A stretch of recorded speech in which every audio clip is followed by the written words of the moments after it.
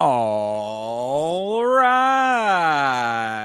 What's up, everybody? How you doing out there? Welcome back to the show. This is last week's fights. My name is Thinker St. James, and tonight we are going over each and every fight from UFC Fight Night. Hill versus Rountree Jr., taking a look at UFC 317, Topuria versus Oliveira. And to do all of that with me, as always, my co-host, my good friend, the Ohio player, and the man who thawed Myktabek Orlabai out of the block of ice from whence he came, Chase Parton. How are you? I'm all right. I'm having a really good time. It's another good Monday because Saturday was pretty entertaining. There's a lot to talk about. Oh, And yeah. also, I would like to check it right now. There is a new name for Orabai. It is Orabai, by the way. Hey, So you I need to like check it. that now. We're going forward. It's Orabai. Obviously, Well, we'll talk about why. yeah, or oral bite based on that insane weight miss, but we will talk about that as We will well. talk about it. Of course, we're going to talk about all of this stuff on this show, last week's fights, right here, right now, going over each and every fight on UFC Fight Night, Hill versus Rountree Jr. So if you are new to the stream, that is what we're going to be doing here. If you got something else that you want to talk about that's not pertaining to the fight that we are discussing at the time, you can throw it in the chat. Just remind us a little bit later in the show, and we will come back and address it then. But starting this thing off, UFC Fight Night, Hill versus Rountree Jr. was in Baku, Azerbaijan, at the Baku Crystal Hall. Chase, what was that little point for? What I some wanted to little point? actually interject Yeah, before we get into the UFC card. I sure. actually wanted to talk about some other MMA that happened over the weekend Oh, please. with the PFL. All right. And I wanted to start by saying, yes, Kevin Lee did get knocked out, and it was hilarious. I'm very happy that somebody was even telling me that it's gonna be hilarious, and I'm like, I don't even know who this guy is really, but it was hilarious. He went full prone, laid there for a few seconds, and then got up mad at the ref. It was really funny. And then I also wanted to talk about the fight that happened before it. It was with a 41-year-old lady against a 26-year-old. And this is the exact reason that I don't like mixing when it comes to gambling specifically. I don't like going from UFC and then watching PFL because the trends are just different. In the UFC, 41-year-old versus 26. All right, you know what's coming. She's getting the hell up out this organization. She's about to get her ass whooped. Not in PFL. No, she worked her over 2 rounds, left her with big old lumps on her head, busted, bloody, and she just did. It was light work for her. Like she might have been on something, but Well, do dude, you know? You remember what who they were? I can't remember their name, but they are definitely somebody big because there was like a big fight set up for gosh, they would have it on here, right? PFL should be on ESPN. I'm sorry to make a Hmm. damn shoot. Yeah, PFL. Hold on, give me 1 second. Yeah, yeah. Maybe. Well, while But you do that, let me give a yeah, quick well, shout out either to way, the. Carmucci. Oh, Maybe? Liz Carmouche. Yes, yeah, Yeah. she smoked it. Yes, at age 41. Yeah, she smoked her. She smoked her, and it's like this is why I don't like, with the betting trends is because that is completely unexpected. I would go into it thinking, oh, the 26-year-old is up and coming, ready to go. But in PFL, that's just not the case, apparently. This is a 26-year-old who's very, very green. Well, And I mean, but not necessarily. It's like we were talking about before. I mean, when it comes to the women, the window is a little bit longer because I could see Val being 41 and still smoking younger competition. I truly agree, but I don't see Val going to PFL because Well, she's obviously that, yeah, yeah. well, that's what I'm saying is like if she was quality enough to be in the UFC and smoke people, up until she's 41, then it's something different. But if I don't know, if Val ends up in a lower organization smoking people at 41, I'd really question where it went wrong. And for this woman, I mean, at 41, where was she at 32? Like, was she cooking? And like, I don't know who she is personally. I only Oh, see her Liz at Liz 41. Carmouche, yeah. I mean, she's an old school veteran of women's MMA, so she's been around for quite some Okay, time. but still, I just wanted to point that out. This is why I did not. Like, I wouldn't go into a PFL card like very interested to like make some money, is because trends are just very different. For sure. Well, what did you think of the PFL card overall? This is one that you watched most of. I watched a little bit of it actually because they kept saying Kevin Lee's up next, and they kept showing him doing, and it just never came after a while. Like I watched like 7 fights. He was the big draw. Yeah, and it was like it's just different than the UFC, man. I don't know. Actually, it's funny to me because I got food after work, right? And I don't know if anybody knows what Penn Station is. East Coast Subs. If you guys want a sponsorship, please go ahead and get one for us. But Dollar. they play sports on the TV, right? And I know these people in the Penn Station, but I didn't call and tell them like, "Yo, PFL's on." But I walk in and PFL's playing. Another prime example of why PFL is not really my cup of tea is because I'm watching on the screen this dude get a head and arm choke, right? Fully locked in. I'm like, cool, let me get my food. I'm like, I'll wait for it to, well, I'll wait for the ref to call it. I look back up, it's the third round. He's back in full mount, gets the head and arm choke again, doesn't get it. I'm like, what is happening here? Like, isn't this like an immediate kill shot? Like you get it and you're done. But like, no, that dude just never finished it. And I'm over here trying to get my food and he kind of ruined the meal. But Yeah. Well, yeah, there are levels to this game, as we know. So, then I yeah, guess that's there's your PFL update. What I had to say about the Kevin Lee knockout was now we know where Kevin Lee fits into all of this. At the end of a fist, that's where he fits in. did So, you watch the actual knockout? no, I have not actually seen the footage of it. I just know that it happened. It's a pretty funny one, I'm not gonna lie to you, but either way, continue actually, we could talk about 1 for a second. I think Sure. Yeah. 1 I mean, again, we don't talk about it enough, we don't really keep up with the timelines as much as we should. I think that should be a weekly update kinda thing if we or a monthly, "Hey, 1 is happening," whatever, any sure. Yeah. organization that we're kinda thinking Love about. one. Anyway, this one was a really good card for the fights that I caught, and especially for the flyweights or atom weights, whatever you wanna call these 118-pound guys that I was watching, specifically this Brazilian guy who looked well, he looked like me, but he also had red hair, and I'm like, where did he how did he get to Brazil? It was nuts, and he was going crazy. But then the other guy, Sunday was his name, by the way, the day of the week, the Lord's Day was his name. And he Okay. was also putting in a lot of work. So I just wanted to give a shout out to those 2 guys because it was a very memorable experience. Yeah, no, love the one product. Yeah, I'd be happy to cover it more often. I need to catch more of it. Honestly, it's just hard to keep up with the It's schedules. hard times, yeah. Yeah. We should start if we get more time during the week, in the future, we should start do like a rewatch along for those cards because I it's would be happy to. it That'd be great. it doesn't age the same because we're on the side of social media that puts UFC, PFL, like GFL, anything like that. But like one kind of slips by unless there's a crazy kind of knockout. Yeah, yeah. Well, so there you go. I mean, there's your, I guess, a little other organization update from Hell the yeah. last weekend, the last week, I guess. Just start things off, but let's get into the UFC. I think that's what we were just saying. That's what people came for. That is what we are here for too. Before Hell we yeah. do that, real quick, just want to give a quick shout out to the chat because we got a couple people coming in early. Beeb. Toby, appreciate you as always. And Everest, hello from Indonesia. Hello to Indonesia, my I man. got an Indonesian flag up there for you, buddy. I'm just not gonna get it right now. But either way, There you getting go. into the card. Absolutely. So, UFC Fight Night Hill versus Rountree Jr. That took place in Baku, Azerbaijan at the Baku Crystal Hall. This was the first time that the UFC had ever ventured into Azerbaijan.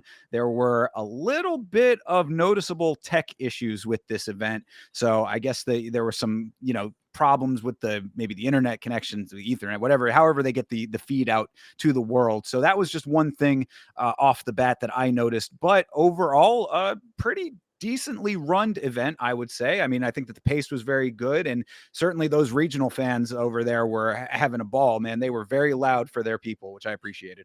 You said decently run event. Like this organization wasn't one of the worst you've seen, dude. Well, I mean, the The quality of fights is another officiating, like story. the Oh, officiating. Excuse me, not the well, all right, organization. that's a The different. officiating. Yeah, I would say that's a different, whole nother ball game. We'll definitely get into that. But no, I'm glad you brought up the technical difficulties. It was definitely apparent. I even rewatched some of the fights this morning, and I said, "Holy shit, this looks 10 times better than what I watched live." Like I don't even know. It was even noticeable that like the spotlights were on the fighters. Like it was a very bright showcase, and I don't remember thinking that at the time of the event because it was cutting in and out, the buffering, dude. ESPN Plus. I don't know who pays you guys. It was me. I do. And you guys fuck around and I don't get to watch my fight sometimes. So there's a specific moment that we'll talk about where I missed a really crazy one. So we'll get Yeah, into it. that I don't, I wouldn't put all of that on ESPN Plus specifically, unless I guess you're saying buffering issues. Maybe there was something there on that part for you. But as far as like the feed goes, I think that was just because of the part of the world that they were in. At least that would be my my hunch anyway. But I really more of what I say that to say we had talked a little bit about this thing before it started. started saying, like, is it even safe for them to be there? I don't think that any of the turmoil in the region had anything necessarily to do with the connection issues, but just all the atmosphere, I guess, surrounding everything in that part of the world would have given me a little bit of pause about the event in general. So I was very glad that it all went off as smoothly as it did, even with a couple of hiccups here and there. Yeah, I can agree with that. I'm excited to get into this one because there's so many things to talk about. Indeed. Yeah, we talked a little bit about the refereeing. I had in We're gonna the get into oh, plenty we're of gonna them. yeah, well, and You're I was gonna gonna bring up a say lot, and it's gonna make me remember even more. for sure. And then the judging as well. I said I think that the judges on this card wanted to buck the trend of regional bias in their decision making, but we're still committed to getting the calls wrong. So it's like they have a benchmark of being wrong that they need to maintain, and Lord did they keep up with that. So let's start this thing off with the first fight of the evening. Hamdi Abdelwahab versus Mohammed Usman. Hey, okay. So, why did Hamdi not choose to wrestle? I don't think anybody really knows the answer to that one. But either way, I thought that Hamdi looked pretty decent on the feet, and I thought that this was starting things off, setting a bad precedent as far as the decision making of these judges go. This is probably where last week's fights. This is where we went wrong, and we're gonna be very wrong about some other ones. Yeah, And this one was actually pretty ridiculous because I do agree. I think Hamdi won, but if I'm being real, Muhammad Usman did have those moments that stole the round. Like he rocked Hamdi at the end of the second round, and in the third round, I'm like begging Hamdi keep the pressure, put it on him, and then he gets rocked again. I'm like, oh fuck, no fucking way. Like if there was a close round, I mean, it's gone. But that he got every judge's nod, Muhammad Usman. I'm pretty appalled at this. I actually, so the reason he didn't wrestle, I can tell you this, is because I was genuinely wrong. I wanted to have hope that he would be a good wrestler, but he shot, couldn't get him down, just didn't even attempt again. He just gave up. well, that's the thing though, is that he shot, but I didn't really feel like it was like a full on shooting. You know what I mean? Like it Yeah, was like he sort of went into the motion, but it looked like he was really using it as pressure versus like setting up a shot, almost a feint. But like it was just he never like committed to the takedown ever. it's funny you actually bring that up because in the moment, because like in my mind, I'm like, Hamdi's 1 for 1 on takedowns. He still can be the GOAT. When he did that move, I'm like, that's not a takedown. He didn't shoot. He didn't shoot. And but Yeah. no, they gave. I looked right at the stats. I'm like, no, they fucking took it. Nope, no takedowns in this fight on either side. The fact that they gave Mo Usman 4 attempts is kind of crazy to me too. There was really nothing doing as far as anybody trying to get anybody to the ground in this one. But This yeah, this one is just the first example of just 2 fucking horrible heavyweights fighting, and I we'll mean, talk about some other ones. well, I don't know though, because I thought that Hamdi looked somewhat decent early in this fight. Like Usman looked awful in the first round. I mean, he was reacting. Like, this is a big problem that Mo Usman has in general is that he reacts to everything like he's in pro wrestling. I mean, Chase, you're a big pro wrestling guy. You know about selling. This dude, Yes. I mean, he's out here selling these shots like he is really, on the he's a jobber for Ric Flair kind of thing. I mean, every leg kick, he's like about to drop. He's barely throwing any strikes. He's getting back down as well. He also got stumbled in that first round too. So round one was just a wash for Usman. I was like, this is the vintage Mo Usman that we know and are used to at this point. Better success for him in the second round, but Hamdi did keep the pressure on. The body language was awful for Usman again in the third. He was flailing around, like I said, he was floundering on the watch along. It's like he's flopping around like a fish out there. It's like he is like when in Scooby Doo when they see the ghost for the first time, where it's like, woo, like that kind of thing, and just like like really like shaking, going backwards. That's what he looks like to me sometimes. It's just like, and it also he hits air. That's the other thing that really bothers me about this decision is that like these judges are, I think, were like giving him a lot more shots than he actually landed because he's at range a whole hell of a lot because he didn't want to engage in close distance. So he's swinging from far distance and like barely grazing with some of these shots. They look powerful because he looks powerful, but that's all perception. That's all physique speaking more so than what actually added up with damage. It's just interesting that when you go to any other weight class and people get tired, they rely on what they're good at. Anytime in heavyweights, they just rely on just throwing meaty slugs at each other because they're just exhausted. And that's outside of the first 3 minutes for every fight. You even saw Hamdi started out with a lot of leg kicks. After round two, he just did not leg kick anymore. Yeah. No, I mean, Hamdi, it felt like he was trying to make a statement with standing and trading, which I'm always like, dude, every single time there's a bunch on this card that was actually like that, where it was like, you're choosing not to do what you're good at and expecting the outcome to go your way. And like sometimes that can happen if you're really that good. But like if you recognize early on that you're not having the success that you think you're going to have with the alternative strategy, fall back on the tried and true that can get you to the win. Like it just seems very strange to me. And especially by the third round for Hamdi, I mean, granted, he had gotten rocked in the second, so it should have been by the third that he knew that something needed to change. But then at the end of the fight, when he had gotten rocked again and his hands dropped, I was like, oh, he might actually get finished right now. But luckily Yeah. it was Mo Usman, so that wasn't going to happen. Yeah, he was wiggling around a couple different shots, which is probably what gave him the rounds for Mo Usman. Those powerful shots that he once in a lifetime landed twice and did not capitalize on because he's terrible. This was a hurtful one to watch because I do this every time, especially when it comes to heavyweights, and we will talk about it later. Oh yeah. I'm like, these dudes are not great. They're going to go to decision. I don't care how tired they are. That means they're just going to stand there longer and not throw anything at each other. You guys are expecting them to exhaust and just fall over. Mo Usman and Hamdi, I mean, they went to decision. I should have got the right call on Hamdi, but I mean, I don't know. These guys are just not killers. You can't sit here and talk about heavyweights, especially right now, unless his name is Tom fucking Aspinall, and we will talk about him later. Oh yeah. But none of these guys are a threat to the throne at all. This Yeah, is yeah, no, I mean, really the thing that bothers me the most about this, aside from I thought that Hamdi took it 2-1, is that we're going to have to see more Muhammad Usman fights, and that's just true. really unfortunate. So, yeah, starting this thing off to a bad, off on a bad foot in my opinion with this decision, but again, this is the first of a couple examples where it was like you'd think that regional bias would have steered them in the right direction, but I thought they were like, no, we're bucking the trend. We're not going to go for a guy that's even anywhere close, regional, culturally, whatever, similar to the area. We're going to go with Mo Usman, and I mean, congratulations for doing that, I guess. But there was really nothing else that I had on this fight. I was just upset with it. The last thing I'll note, if you guys want a good betting tip, in my opinion, all of the last handful of first fights on the card, decisions. It's just slugfests, and some are actually really good. This one is not better than the women that we've seen the last couple times, but like there are going to be decisions most likely. It's people are getting sat down. They don't understand what's happening. People are just talking a different language, and there's just a fight going on. It's like, all right, where's my hot dog? Like, shit like that. So I think that's a good decision bet for the first fight. It's always something that you may think could get a finish, but likely no. They're just not that guy.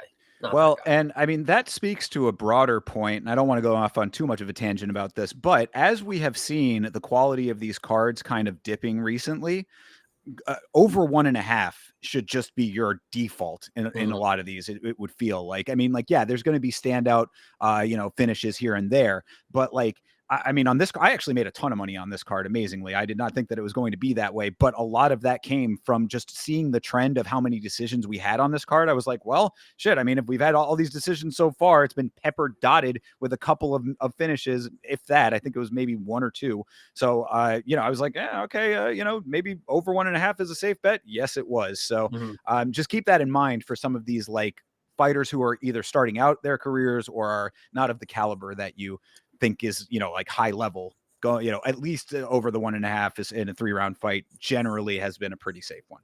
100%. All right. Well, that was fight number 1. Fight number 2 over here. Another strange one to me. Tagir Ulanbekov versus Azat Maksum. What'd you think? Dude, I think that we were pretty disrespectful to act like we don't know who this guy Maxim is. Because I definitely didn't, but I do now. And I don't think anybody should ever act like they don't know who this bowl cut guy is ever again. Yeah. He's really goddamn good. And Mhm. I think arguably if I'm not even being generous because I had money on Tagir. He might have won this fucking fight. I think Oh yeah. as Matt was doing really fucking good this fight, and all the times that Tagir was trying to wrestle, he was negating it. He was getting back up. Tagir was relying on wrist. They 0 for 8 on takedowns. Yeah, that's nuts. Tagir was relying on the hand lock around the waist, but he wasn't doing anything with it. Anytime they were getting in the clinch, Maxim was just destroying him with the uppercuts and the dirty boxing. And every time that happened, I think he was losing that spot. And I don't know how the judges gave him 30-27. Like, that's ridiculous. Maxim looked really fucking good. Yeah, I mean, shout out to Toby coming in early with that. Two Yes, two of them. 30-27s, just insane on this one. Yeah, I mean, starting it off, the crazy takedown defense for Maxim was really cool. Like that happened like 2 times on this card where there was Hmm. like up in the air. He's like balancing on Tagir's leg for a little minute. That was kind of cool to see. But aside from that, in the first round, it was kind of just a couple okay shots on both sides. It was kind of point fighty early on, but later on, I mean, it was like got to the point where it was like very clinch grindy in round 2, like late in the round. That's when Tagir got that fence grab as well, which was True. not Oh, right great. when the ref did nothing about it and it changed the whole, like, dude, he literally was picking him up and taking him to the ground and then he grabbed the cage and it's Yeah. like it changed. He didn't give a shit either. He just let it go, didn't change, didn't stop, didn't put him back, didn't put him on the mat, didn't care. Yeah. Whatever.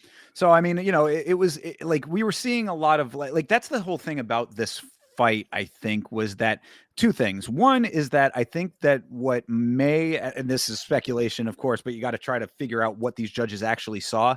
I think that Maxim is a little bit too jittery for his own good, except both of these fighters in this fight, especially for flyweight, were both kind of slow. It was a weird dynamic of this fight. Like it wasn't like they were not like slow as in like the grand scheme of the sport. Like it was a fine pace, but we know what flyweight is. I mean, these guys Mhm. are usually out there fucking, going a mile a minute. Both these guys had a kind of a very like subdued pace. And I think that the jitteriness of Maxim early might have been maybe part of it where he looked a little bit out of sorts early on. He settled into it a little bit later on. And that's like round 3 where you're talking about too, when they were in that clinch, in the tie clinch specifically, where like he was rocking some nice uppercuts in there, and it was like, damn, this guy really is pretty goddamn good. Tagir had a couple of good shots in there as well, but it was Maxim's volume that swung it for me at that point. And then those 2 ragdoll tosses at the very end of the fight were pretty cool as well for Maxim. I agree. I think that this was a 2-1 Maxim fight here. Another terrible call, in my opinion. And those 30-27s are absolutely atrocious. Yeah, I think what's a good indicator is, especially when you have money on the line and you're watching someone and you have to make a case for why they won the round. It's like, okay, well, he did this, he did that. Tagir, he got the clinch. He took him against the cage and he got control time. He didn't necessarily get a takedown, but he's got control time. If that's what I'm having to pull out my ass because Maxim has been rocking him in the top and in the clinch and putting defending all of the takedowns. I mean, I don't know. I feel like even when I walked away from the monitor to go to the bathroom after this, I said Maxim's got this. Like, there's just no way that they shouldn't give this to Gear. Like, this is a hand me kind of performance. I don't know. Yeah, for sure. And I mean, it goes back to the same conversation that we had on this show about the Jose Aldo and Mario Bautista fight, where it's like, how are you counting control time against the cage? Like, Hmm. or anywhere really, that any control that does not add up to something greater, how is it being factored into the grand total of everything? And I think that I in that conversation I was kind of giving Bautista a little bit of credit because I didn't think that Jose Aldo was doing enough to negate what he was doing. But it's like it does get to a point where if it is just complete stalemate, then it should be counted as complete stalemate. And that there are a couple times on here on this card, this fight included, where it's like, yeah, you're counting failed grappling Hmm. as control and as a deciding factor. Shout out to Toby on the wording on that as well. So yeah, this was a weird one as far as the judging went. I thought that Azat won this fight pretty handily. Definitely going to keep an eye out for him going forward now because of it, but he goes forward now with another loss, and that sucks.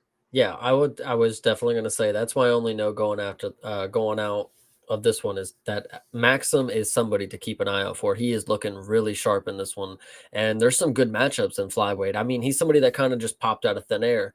He's like, "Hey, I'm gonna fight Tagir," and it's like, "All right, fuck it, let's see what you got." And he showed why he needed a matchup that was pretty decently, competition, and this was good.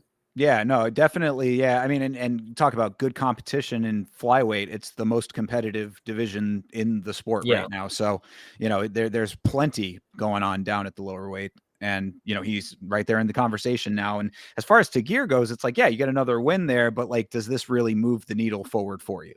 right. I No, don't I know. mean, I definitely don't think so. I mean, he's gonna stay where he's at, but Maxim is the only one that walked out of here with some stock. So Yeah, yeah, I agree. Well, is what it is yet again with the judging. So, we're getting Azerbaijani, first event judging. But moving on to the next fight here, Irina Alexieva versus Claudia Segula. I will take it 100% that I was completely incorrect about Segula. I said on this show, and me, Chase. Sometimes I can be a little grumpy. I gotta.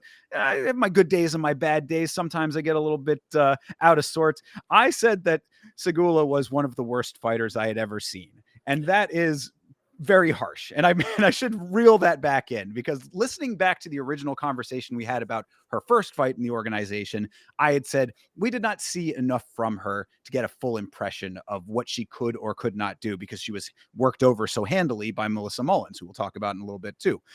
So I should have maybe not have gone so heavily on her, but I do remember her stand up looking way worse in her first fight for as little as there was. So what I can say is that I do think that she has made some major improvements, at least fight over fight from what I remember. But then I can also say that Irina really is Russian Ronda, because her striking is exactly of the same caliber as Ronda Rousey. I just have nothing to say about this one other than I know you were talking about Segula being the worst. Irina dead ass, and I have a list. Trust me, she dead ass is towards the worst in the organization right now. She has nothing. Alexiva walks forward with her hands down, just throws hooks, gets punched in the face.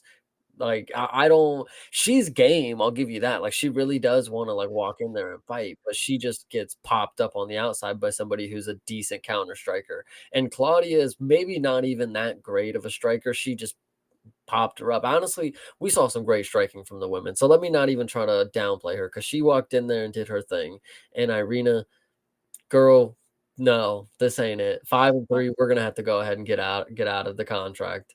No, this is another example of what I was talking about with Hamdi, though. If you don't or can't do what you're good at in a fight, you often lose that fight. Alexiva chose to strike. This was the result. Her name is Russian Ronda. Why did she not try to take this thing to the ground more? The only time that there was anything significant on the ground was Segula making it happen. This is You that know, like you're leaning on a base you don't have, is what I'm trying to say. Sorry. yeah, no, I agree.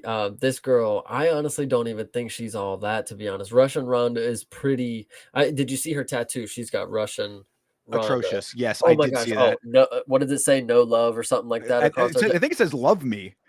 Oh my goodness. Yeah, I was like that's another one that's a little I mean, either curious. either way, yeah, I don't even think she's a grappler. Shout out to Mank in the chat because he was like, she's named Russia Run. I don't think she's got a single arm bar on her resume yet. So whoever figured that one out, I don't know, but she's not anything close to Ronda Rousey. Let me tell you, Ronda Rousey was pretty damn good for the time. I don't care what you guys want to say. Striking might be pretty abysmal, but she was able to flip them and do the thing. So Well, whatever. that's the entire point here is that she has the nickname for no reason if she's not going to try to do anything like that. And then, what we're talking about her stand up, I mean, she has zero defense on the feet. It was bad, bro. She drops her hands to strike, leaving her face wide open, hands low often, combos landing directly on the chin. I mean, like you would think that after being punched in the face 4, 7, 12, 16 times, that maybe it would be the indicator that you want to raise your guard just a little bit. No, didn't cross her mind. She just wanted to drop her head, throw those overhands, and let the chips fall as they may. The only other big thing, I mean, well, and she did, Segula did wobble Alexieva with a back fist in round 3, so that was pretty nice. Like I said, I think Segula has leveled up a little bit. So again, I want to at least walk back some of my statements about her, because she looked much better than I had seen her originally. But this was one long round of striking between these two until the takedown in round 3, in the midway of round 3. The only other thing that I really did have to say about this was that those high inside leg kicks for Segula did finally end up playing a factor here. She got 2 shots to the cooch and no point deduction there. So I thought that was a little bit strange.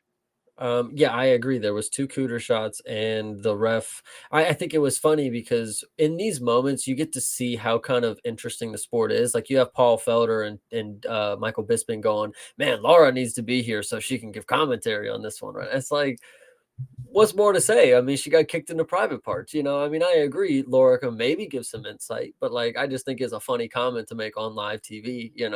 But either way, Yeah, I mean, there's a reason that it's an illegal foul for both sexes. You know what yeah. I mean? So it doesn't really matter. It cannot be pleasant. I would also like to know, this should tell you how bad Alexieva's striking defense is. So when Thinker said that she got staggered by a back fist, he did not mean a spinning back fist. No, Segula punched, whiffed, and then backhanded her. And then she gets fucking rocked. And I like, that is the most crazy part of this whole situation. It's like, out of all the clean strikes, she had to miss one and then bitch slap her for her to fucking wobble. So, Pimp name slip back over yeah, here, dude. Oh Jesus. Yeah. Yeah. Look, it was a rock'em sock'em robot type of fight between these two, so I do appreciate that. Both women's fights actually pretty bloody, pretty gritty in that regard. So I do give them credit for standing and banging. We often are saying how it's always ground game for these women. Who's going to be able to get the takedowns, a lot of grappling exchanges, clinching, this type of thing. So it is nice to see ladies going out there and just letting the hands fly. So I appreciate that part of it. Segula making improvements, I appreciate that as well. Alexieva, it's like if I said that Segula was the worst, then Irina might just be the worst. I tell you, I'm telling you, she's close to the worst. I think what's really funny about this matchup too, obviously you're never going to go rewatch this, but you could turn this on for a few seconds and just watch Claudia dance around Irina and her chase after her with no plan at all. She has no idea what she's going to do when she gets there. She's just trying to go after her. And then Claudia puts on a striking performance that was, again, very, very good. There were times where, again, she looked like she didn't know what she was doing. But I mean, other than that, Segula is somebody. I mean, 7-2. She's got the same record as some other people we'll talk about, so she might be decent enough that. At bantamweight, though, she's really kind of skinny and slender. Both of these women, I don't feel like are true bantamweights that I would believe. Like Kayla Harrison is a bantamweight. Like Right. obviously she cuts down to it, but like these girls are really. If they have championship aspirations, Miss Segula, you might need some work, but Yeah. we'll Oh, we'll yeah. get into that later. Most definitely. But credit to her for improving time over time, because, like I said, I think that this was a massive jump. Even if she has some major things to still work on, I think that if you go fight by fight, she has made a significant leap. So very nice in that regard. Yeah, 100%. All right. Let's get into it. Yeah, well, let's get into, before we do, Before- real quick, just wanted to give a quick shout out to Zed Majid and Lazy Bed checking in. Thank you both, guys. Appreciate you. Yeah, shout out Lazy Bed. Shout out Yeah. Ohio, man. Yeah, indeed. So moving on to this next fight, Daria Zelezniakova versus Melissa Mullins. This is your girl, brother. What did you think of her performance? To be fair, if I want to be real, I think you could argue that she won this fight, and I'll start there. Oh, okay. And I'll Go start ahead. there. Yep. We'll get into the round breakdown, but I want to start by saying I think it was possible that she won this fight, and that's me being generous. Yes, but I don't think it's that far fetched. And when you take into context, this is a match that has already happened. This is a rematch. I didn't know this. Melissa Mullins finished Daria in the first round with like 30 seconds or like, something seconds left or whatever. And going into the fight, there's also a clip of Melissa Mullins saying that Daria is the hardest hitter that she's ever faced. And I said, well, what the fuck? Why do they wait till the fight week to say these things on TV? Like, anyway, So we get in here, fight starts. Melissa Mullins takes the first round beat down of a lifetime. She gets her face beat to shit. And I'm thinking, what in the fuck am I watching right now? There was the worst. It was striking defense. Like if Irina was actually, not facing a counter striker and somebody who was walking them down and trying to put them, fist through them, this is what would have happened. Because Daria looked damn good on the feet for a hot second. I don't think she looked great throughout the whole fight, because at the end of the fight, she stopped throwing as much, and I thought she was getting walked down. Even if she was landing the better strikes, I think Melissa was still doing the advancing and making the fight. Anyway, so first round, she obviously beats the fuck out of her for like maybe the first minute. Almost finished her, actually. I mean, It she looked did. like she could have been True. put out. True, I agree. Great note, great note. Melissa Mullins was on the verge of finish, but she is gritty. She did not get finished. There was actually 2 points where she almost got finished. We'll get into the next one later. She almost gets finished. Then at the end of this round, she gets a takedown, and then she's on top doing ground and pound. And then I don't know if you wanted to give me props almost for a split second when Melissa Mullins went for the arm bar, and I thought I was Jesus Christ for a second. I said I knew it. I told you guys she's going for the sub. We are rich. I turned the TV off and went home and did other things. But either way, that's not what happened. Melissa did not get the sub. The bell rang. She probably should have just went with the ground and pound like she did the first fight. But I told you she had something to prove. And was I right? Unfortunately, yes. Anyway, the second round. Yeah. Go ahead, first round. You break Well, down yeah, first round. I was just gonna say that like throughout all of this, the breakdown basically is just that Mullins wasn't first with her striking early. She needed to recognize that she was nearly out of the fight and put the pressure on Daria more, get her to the ground. She did that eventually in the fight, but she didn't do it with enough time ever to make it count. So to your point about the armbar, it was like, yeah, I did appreciate that, like she recognized that there was an opening there and tried to capitalize on it, but with the amount of time that she had to work with it, I think that it might have been the smarter move to not. I mean, she probably should have just gone for elbows and racked up damage as opposed to trying to go for a finish that was too close to be able to be completed. Especially after she had all the damage on Daria's side. Like she took so much wear on Oh her face. yeah. She was busted up. And credit to her, she did try, she did a great job to finish this fight, because there was another point, I think it was round 2, but it might have been round 3, where she got kicked in the sternum, like in the liver kind of deal, and buckled over, and they were like, "Whoa, is it low?" And but it was definitely clean. And credit to actually that moment, the ref didn't step in and stop it for a second, like with fucking Josh Van and fucking Ray Sarua. Anyway, so I think this one just didn't go Melissa's way, but I do think that she did have the moments to steal the rounds. But she was, again, her striking defense was not there. She was getting beat the hell up by Daria, and that's what sucks, because she started to slow down. Like the openings were there for Melissa to actually win the fight. She just didn't take them. And like you said, getting the takedowns too late, not implementing the damage aspect that she should have. She wanted to go for the submission. And in my mind, great idea. But in my mind, you're not getting your fucking ass whooped for the first fucking round of it, for the first 50 whatever percent of it. So it just sucks to see this. I also wanted to note that Melissa posted on her Instagram like a bunch of DM screenshots, and that was fucked up, y'all. I'll say it. That was fucked up. Yeah, I saw what you were talking about with that. A lot of vile comments coming her way, which I'm sure a lot of fighters deal with. Most fighters, I would say. I mean, the Mhm. majority of fighters are getting all kinds of vitriolic stuff thrown at them every time that they lose. Sometimes when they win. Tough sport in that regard, and it really, that's the part of the sport that I hate the most, is the way that people feel like it's okay to say that kind of stuff to fighters. You know, go fuck yourself with that. I mean, it's a hard enough job having to go in there and get punched in the face for a living. You don't need to be taking that kind of abuse online thereafter. So if you True. do that, you are a dickhead. Yeah. As far as this fight goes, though, I thought, yeah, Daria was pretty sharp at most definitely in the beginning, obviously, but like I thought that if she could keep up the power with more consistency through all 3 rounds, she would be a lot more dangerous. Because you were right, she definitely did fade. She had Mullins hurt early in the fight. Mullins really couldn't level change effectively early on because of that. She, like I said, could have probably been finished if Daria had not taken her foot off of the gas, but that's just a limitation of her physicality, I would suspect. But Mullins did fight her way back into the competition with some good strikes. gets the takedown. That was when the armbar happened. As I said, I think that she should have made a wiser choice in that moment, but I understand the thought process there. So I see a good fight IQ overall from Mullins. It's just you have to be in the moment, in those split second alterations have to happen like as quick as that, because like, if you recognize that you have that and you go for it, now you're committed to it. And there's no changing course in that moment, especially with what, 15-20 seconds left on the clock in that round.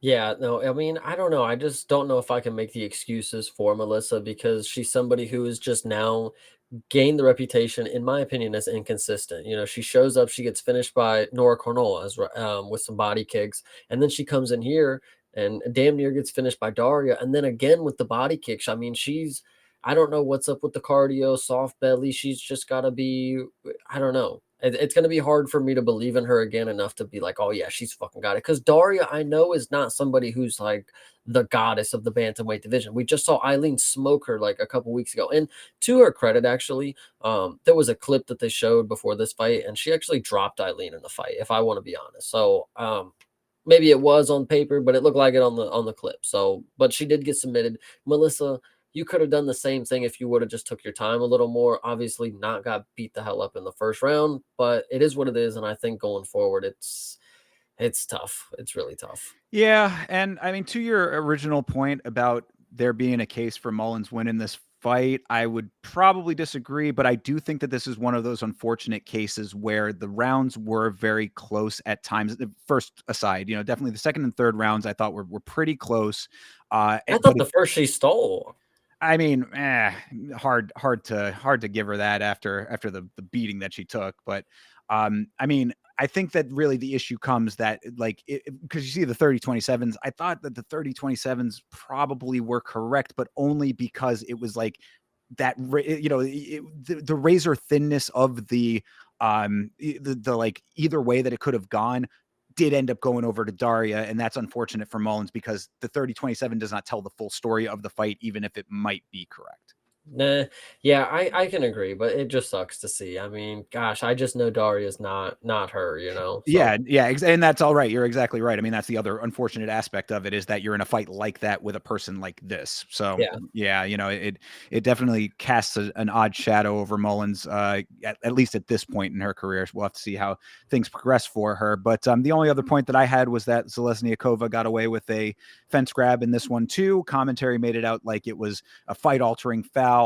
It didn't look as bad to me as they were making it out, but still, obviously, no fence grab is good. And they were saying Mhm. that it, altered the course of the potential takedown. I mean, she still ended up getting taken down, I believe. So, okay, I guess. But yeah, I mean, what is the fix? I think is the real bigger question when it comes to these fence grabs, because if it's in the moment, what do? I mean, do you just stop Yeah. action immediately? Like, it's a hard call to make for these referees. So I do give them a little bit of leeway, but just a general note about the fence grab. I agree. Yeah, it is pretty nuts, and we'll talk about the officiating here in this next fight. So get ready. Oh yeah, this is okay. So let's move on to it. This one is a wild one. Shout out to TJF as well. Appreciate you, brother. Ismail Nardiev versus Jun Young Park, the Iron Turtle. Before we get into the nuts and bolts of this thing, I want to say something right here, right now. My respect for the Iron Turtle has risen tremendously with this fight. I mean, I always liked the guy, but now I think I put him in the same class as I put someone like Gerald Mearshart, where it's like, yeah, he might not be the champion level guy. He might not be a world ender who's going to go out there and put on the craziest, like, classic performance, get finishes, be on top of the cage, pounding his chest kind of thing. But he has true fucking grit. And Mhm. that is something that a guy named Adolfo Bellato can take a note from. Like, Yeah. you want to see what an actual fucking fighter looks like when they're in a situation that is less than favorable. You look at the Iron Turtle and how he conducted himself with this one. And maybe you take a look in the mirror at yourself and see if you are of the same caliber. Yeah, I would like to first note that I thought I was almost galaxy brained because I thought Ishmael was possible to get a finish somehow, some way, even though he's not someone that does. And I was wrong, but I mean I think the situation was close enough to warrant something. But yes, Jun Young Park, the Iron Turtle, is a fucking savage. I would like to point that out because what happened in this fight So there was more there was fence grabs and stuff before. Well, first the fight started. It was actually really good on the feet. Ishmael was looking really fucking good, Good and then volume from Ishmael early. yeah, and then Park initiated some grappling, and I think there was some fence grabs before. It was an eye poke. Oh, eye poke. Okay, yes. Which actually was I want to say this was pretty bad because it was like raked across the eye, but it did they didn't give it time like it was bad or anything. But like in the replay, I was like, dang, he like got the eyeball with like his, or maybe this is the one where it was like the leather. But either way, Well, the um, first one was like a glancing eye, yeah, like kind of brushed the eye kind of thing. Not a major one. They kind of just fought on right after that. It was round 2 when the thing started to really heat yeah. up here with the fouls. And then so Ishmael gets him up against the cage somehow. Jung Young's down on one knee, and then Ishmael blasts him with a fucking knee right across the eye. Celebrates as if he won because the ref breaks it up. He gets on top of the cage and he's done. He's the king. He's done it all. Woo. That is not the case though. The referee has stopped the fight because it was an illegal strike. Jung Young Park had a knee down, and I do often talk about, don't play the game, be up or down. If you want to be in the middle, I think, all fair is play. But this was pretty nuts. He definitely tried to fucking kill this dude. So Well, and the thing was too is that it wasn't like he was doing it to like, because I know what you're talking about with the halfway, up or yeah, down kind of thing. This was in transit for him. Like, I mean, he had just gotten back to the cage. He was kind of like it was going to be what would have been the next position. However, this dumbass Nardiev knees Park directly in the eye socket. This was as blatant a foul as you could possibly imagine. And this guy Nardiev has the nerve to be asking the referee. He said, "Oh, he had a knee down, brother. You were standing right the fuck in front of him. His mhm, knee was within your eye shot when you went to throw your knee. You know what I'm saying? yeah. Like you threw your knee, his knee was down. You could see it from the position that he was in. How could you possibly think that he was not on a knee? Yeah, no, absolutely. And then so they bring in the doctors, and from the point of view that we have as the audience, the eye is swollen. The eye is swollen shut. It looks It disgusting. was It's got a fucked. cut, I'm like, all right, there's no way he's going to continue. The doc's coming in. He's not going to be able to see. Somehow, after a lengthy amount of time, they get the translators over, and Jung Young is ready to go. By the time the fight starts, the eye's just like good. Like I thought it was like swollen and stuff, but like I don't know if he was just embellishing it a little more. Obviously, he got need in the eye, so you're Well, probably gonna squint. But so no, okay. What happened with that, at least from the way that I saw it, was that the difference with that was that he got cut as well, and I don't know if the cut came from the knee or if it came from the eye poke that started off the second round, because that was the no, it came second. from the knee for sure. Yeah, it probably did. So I mean, like, either way though, that's I think what kind of like made it look a little bit worse was that like it was all the redness around the eye, the swelling of the eye, the cut, which would put leaking some blood into the eye. Because yeah, by the end of the fight, you could definitely see that the eye was open and able to be used and stuff. But he did blatantly say, I mean, like Park said through his translator, he was like, he can't see out of that eye. Yeah, So exactly. it was a It little was bit crazy.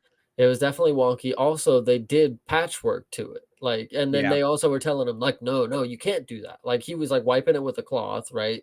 And then he was about to put gauze and stuff and start fixing it up. But they were like, no, no, no, he's like going back in. Like, don't do that. And right. he's like, oh, like the fucking, and then he started wiping the blood off of him. He's like, all right, I guess I have nothing else to do. Fucking cut, man. But anyway, Jung Young goes back in there. The referee deducts 2 points The from Nerdiev. rare. Yeah, 2 points. The last time this happened, did you catch this? Yes, the last time what John Jones versus Anthony Smith. Yeah, Ain't absolutely. that something? Ain't it And something indeed? yep, and he still lost. Ain't that crazy? Yeah, well, I mean, this was such an odd situation because this really, if you're going by the letter of the law, this should have just been a straight DQ. Yeah, He could not see out of the eye. He said he could not see out of the eye. This Azerbaijani doctor did not know how the protocol goes, so he don't he's speak Mandarin, dude. Oh, sorry, it's Korean. Korean, yeah. But either way, that wasn't even that. The fact that so you bring up a good point with that. You have the doctor, you've got the referee, you've got Jung Young Park, you've got Jung Young Park's translator, and then the cut man. So you've got 5 people all huddled around in this corner, all trying to figure out what the hell is supposed to happen. And you also have the referee going over to Herb Dean, who is like the ringside officiating overseer, and was saying like, what do I do? What can I do? And Herb Dean's like, bro, you got this. You know, you're going Yeah, through them, you know? Herb's answer is like, "You got it, dude. I mean, it's all up to you. This is your cage, dude." He's like, "I don't know what to do." Herb's like, "You got it. You got it." Like, you can hear Herb on the mic too. Like, it's crazy. Yeah, so I mean, this is Lucas Pisaki, who was the same referee as in the Daria and Melissa fight, who did not take, or excuse me, the Irina and Claudia fight, who did not take the point away for the kicks to the groin. But here, I think he actually made the right call, because if the doctor was not going to stop it, that's there is a reason is called stoppage due to doctor's recommendation. You know what I mean? The doctor Yeah. obviously did not know that that was what needed to happen, him giving the recommendation to stop it. So if the fight was going to go on, I think Basaki actually made a pretty decent call here with a 2-point deduction. Well, it's pretty funny because as soon as that happened, I knew for a fact, and we'll talk about it right now. The scorecards are gonna be fucked. Like, what are Oh they yeah. even gonna do about this? 2 points, and if you even saw the scorecards, I don't know if you saw. Two judges gave Nerdiev the second round where he got the illegal strike. Yeah, So that's pretty wild. I don't know, man. This one was a wonky one. Yeah, All around, they were doing some crazy shit. sure. Yeah. So I mean, basically after the debacle with the illegal strike here. Fight resumes. Clinch heavy second round. After all of that, this moron Nardiev probably would have won the round if he hadn't been doing some dumb shit. But you're saying that he did from a couple of these refs or these judges rather. So all right, well that's kind of wild. But round 3, I thought was some vintage Iron Turtle. He gets the takedown, smothering control as Nardiev was completely gassed out at that point, which is pretty crazy if you think about it, because he had a whole hell of a lot of time to stand around and do nothing. You would have thought he would have caught his breath, but no, he was completely gassed. Turtle kept the control for the whole round. I did look cleared up at that point. I mean, it was pretty funny. You want to talk about how him gassing out? We were genuinely discussing like it does take a lot of energy to run over to the cage, get on top, yell. Felder said that. Yeah, Felder It- was saying the same thing, that he was like, yeah, yeah. he might have gassed himself out just getting on top of the cage and yelling. I mean, you No, know, I think what was actually really funny about this performance is it wasn't one of the performances. Obviously, there was something crazy that happened, but when it came back to the fight, it wasn't like, oh man, like something. I don't know. The fight that Iron Turtle put on was brutal. I mean, for what it was like a gruesome rest of the fight, 2.5 or a round and a half. He was just laying on him. He was just like there was a point where Nerdiev was like in a seated position with his knees up to his chin, and like Iron Turtle's laying on him. Like it did not look fun. I'll say that. So I thought this was a great comeback win.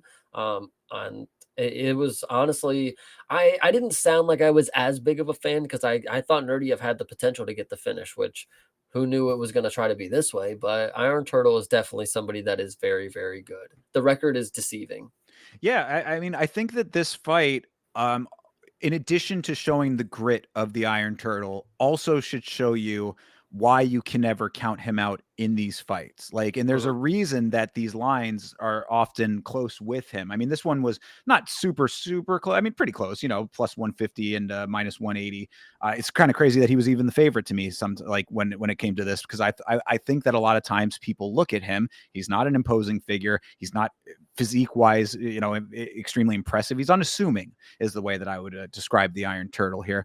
But what he does in there is he will find the way to wear down his opponent and attack the vulnerabilities to the point that the other person just has to crumble. And I think that that's like, I would love to see the Iron Turtle in a 5-rounder. And I know that Mhm. that sounds crazy. It's like, oh, you know, you want to see this guy in a main event. It's like, yeah, you know, it's unfortunate that sometimes there aren't more 5-rounders that aren't main events, but like, I would like to see if like how that would even look, just because like you see what he does throughout the course of 3 rounds and how like the opponent looks in round 1 versus how they look in round 3. It's like having those 2 extra rounds just to see how far he can take that progression, I think would be interesting.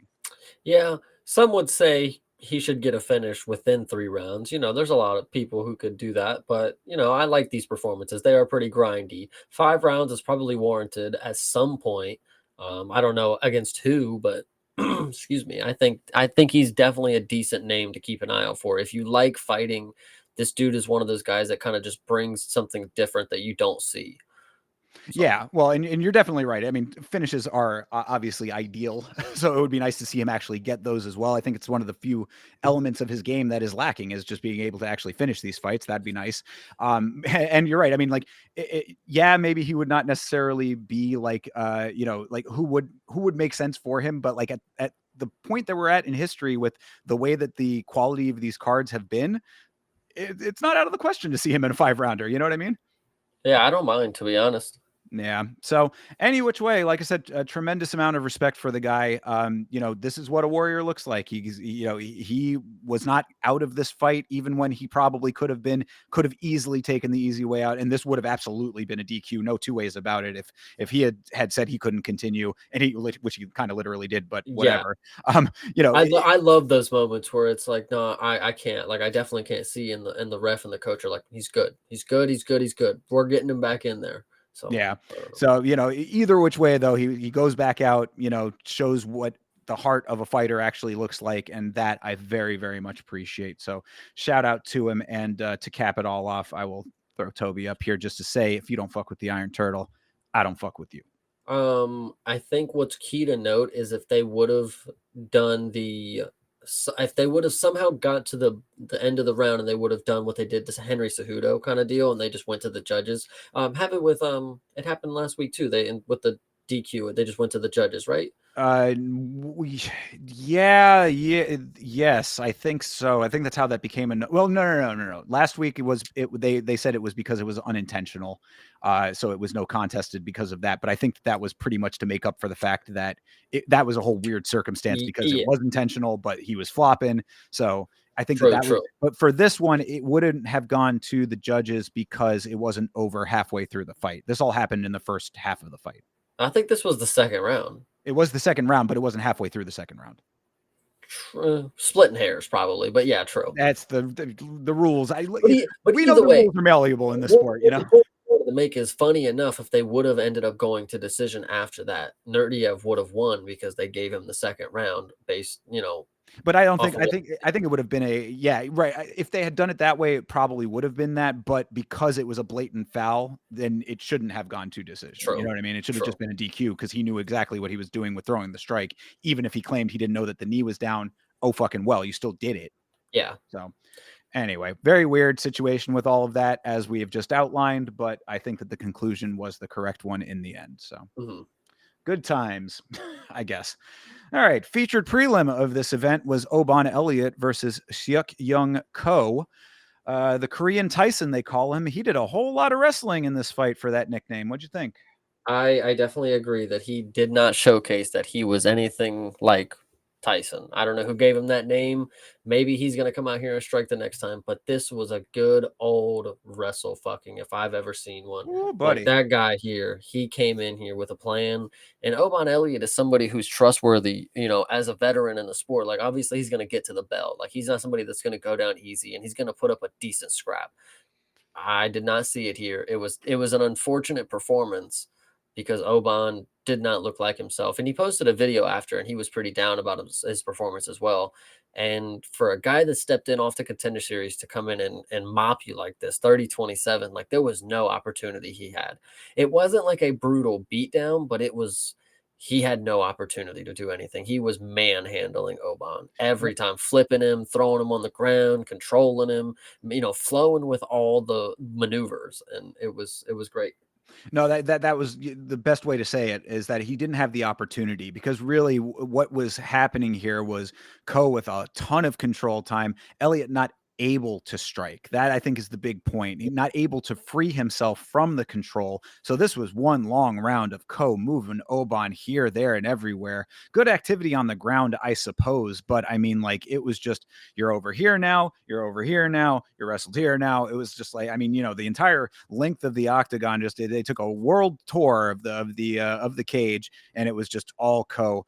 I mean, Oban got cut in the third, so I guess that there was something there, but it's really mostly the bigger note to me was not even the cut. It was just the fact that Oban was accepting the positions so much in this fight.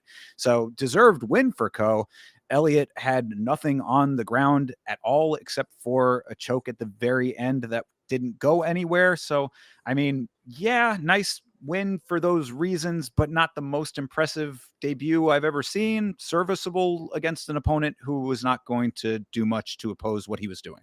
Yeah, I agree. Yeah, there's just not too much to say about it. It was just disappointing from Oban, and Ko is somebody to look out for. But like you said, there was nothing there on the ground other than the controlling. So if somebody has actually good BJJ, they can make it interesting and flip the script and do something to make the position change to get a good scramble. But Oban just did not showcase that.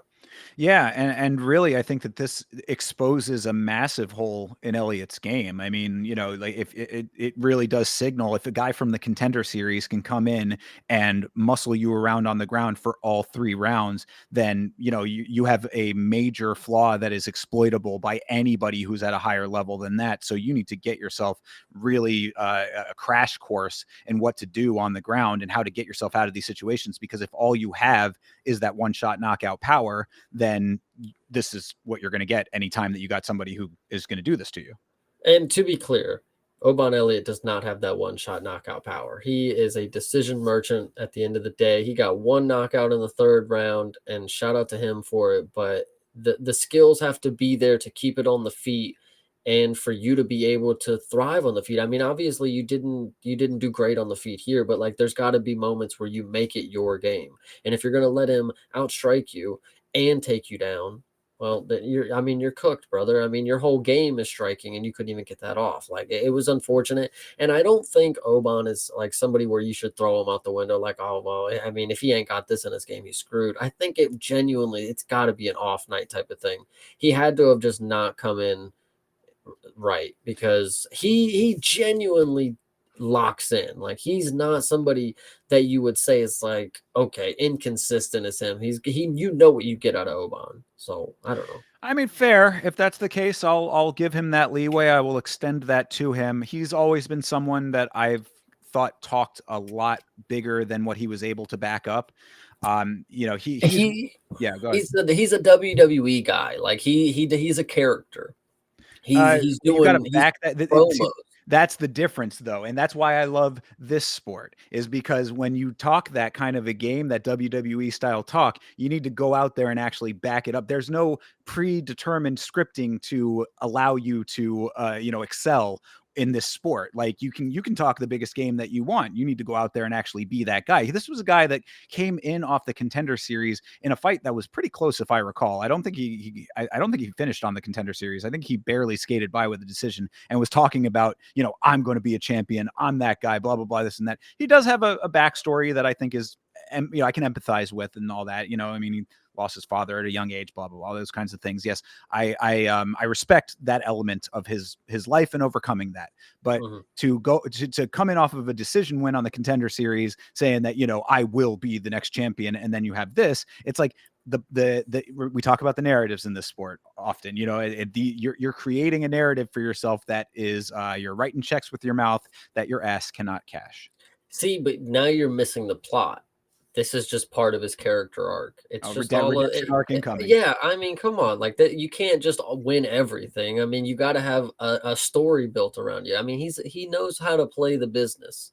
He can't be undefeated forever. Like, come on. So I don't know. Hey, it sucks to see him lose, though. Like Oban is. I mean, as they said, which was very scandalous because it was clearly untrue, that Oban was the biggest betting favorite on the card.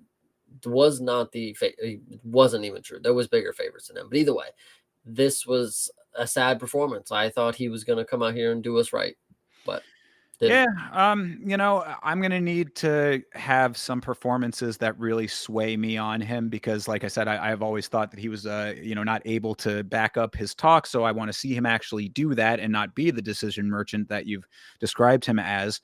And I guess to that point, you can give him a little bit of credit for not getting finished because there might have been some times where, if he had not conducted himself in a savvy way, then maybe, there might have been more submission potential there.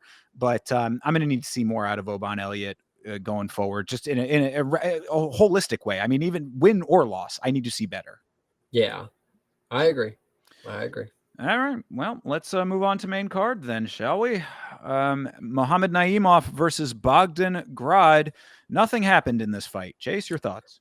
I'm glad you said that because as soon as I saw it on the screen, well, I was actually seeing it a little ahead of time. Like, man, I'm trying to think of like what to say about this fight. There was a wheel kick that Naimov threw that landed, and it kind of rocked Grod, but he kind of laughed and had a good time about it. Bogdan Grod then proceeded to throw 7 wheel kicks to try to get him back throughout the fight. Missed every single one of them Yeah, except the one that went to the body. I'll make that note. true. And then he also threw a spinning back fist, I think, at one point to try to throw him off, but it did not work. I also think this was a little bit of a robbery, but like you said, nothing happened, so it was kind of hard to judge. I don't know. Sucks. Yeah, I mean, the notes that I have about it was about the hook kick. Excuse me, the hook kick that wobbled Grod in the first. Smart of Grod to tie him up to get his bearings back. So fight IQ on his side on that one. A lot of clinching, a lot of ranged point striking in this fight. A lot of Grod taking Naimov down and him getting immediately back up or reversing position. A fight is bad when they're giving a preview of the rest of the card mid-fight. That I don't think I have ever seen before, bro. That was something new to me because they were, you'll see them doing like, catch the Ultimate Fighter, or this product is coming out, this and that. Shout out to our sponsors, but they were literally running down the rest of the main card during this fight, which I was like, man, that is bad news. I also do think that there is a case for Grod winning this fight, but it was so bad that I don't really care about the petty theft. So, yeah. Yeah, I agree. Bogdangrad is still exciting though. I think going forward he'll have some potential. I don't know why this was not the fireworks it should have been. Well, I think that he's another one for different reasons, but it's a similar note to Oban Elliott, where it's like, take it to the flip side of the coin with that, where it's like, I like this guy. I remember him from the Contender Series. I liked that fight on the Contender Series. I thought it was a war that he went to on there. So I coming into this, I had like some support for him. I'm like, oh, I remember that guy. He's got a distinct face. You can't really Mhm. forget that. I posted on Yeah, I Instagram that saw that. That was hilarious. that close up of him was all right. Maybe don't need to get the camera so into his nostrils, but yeah. So anyway, the point is that like I was rooting for the guy coming into this thing, but I need to see more. I need to see a greater urgency to actually win. We talk about that killer instinct. Killer instinct would have been something that if Daria Zalesniakova had, she could have had a win on her record, a finish on her record rather. So it's like I just want to see like a greater intensity out of some people. He's definitely one of them where I think that if you had that, he could be extremely entertaining and effective. Like, just have that like instinct to go out there and actually like really put on the performance that you are capable of, with an urgency to finish. Yeah, I agree. I don't know. There's just not too much more to say, but I am still excited to see what Bogdangrad's got in store for us at featherweight.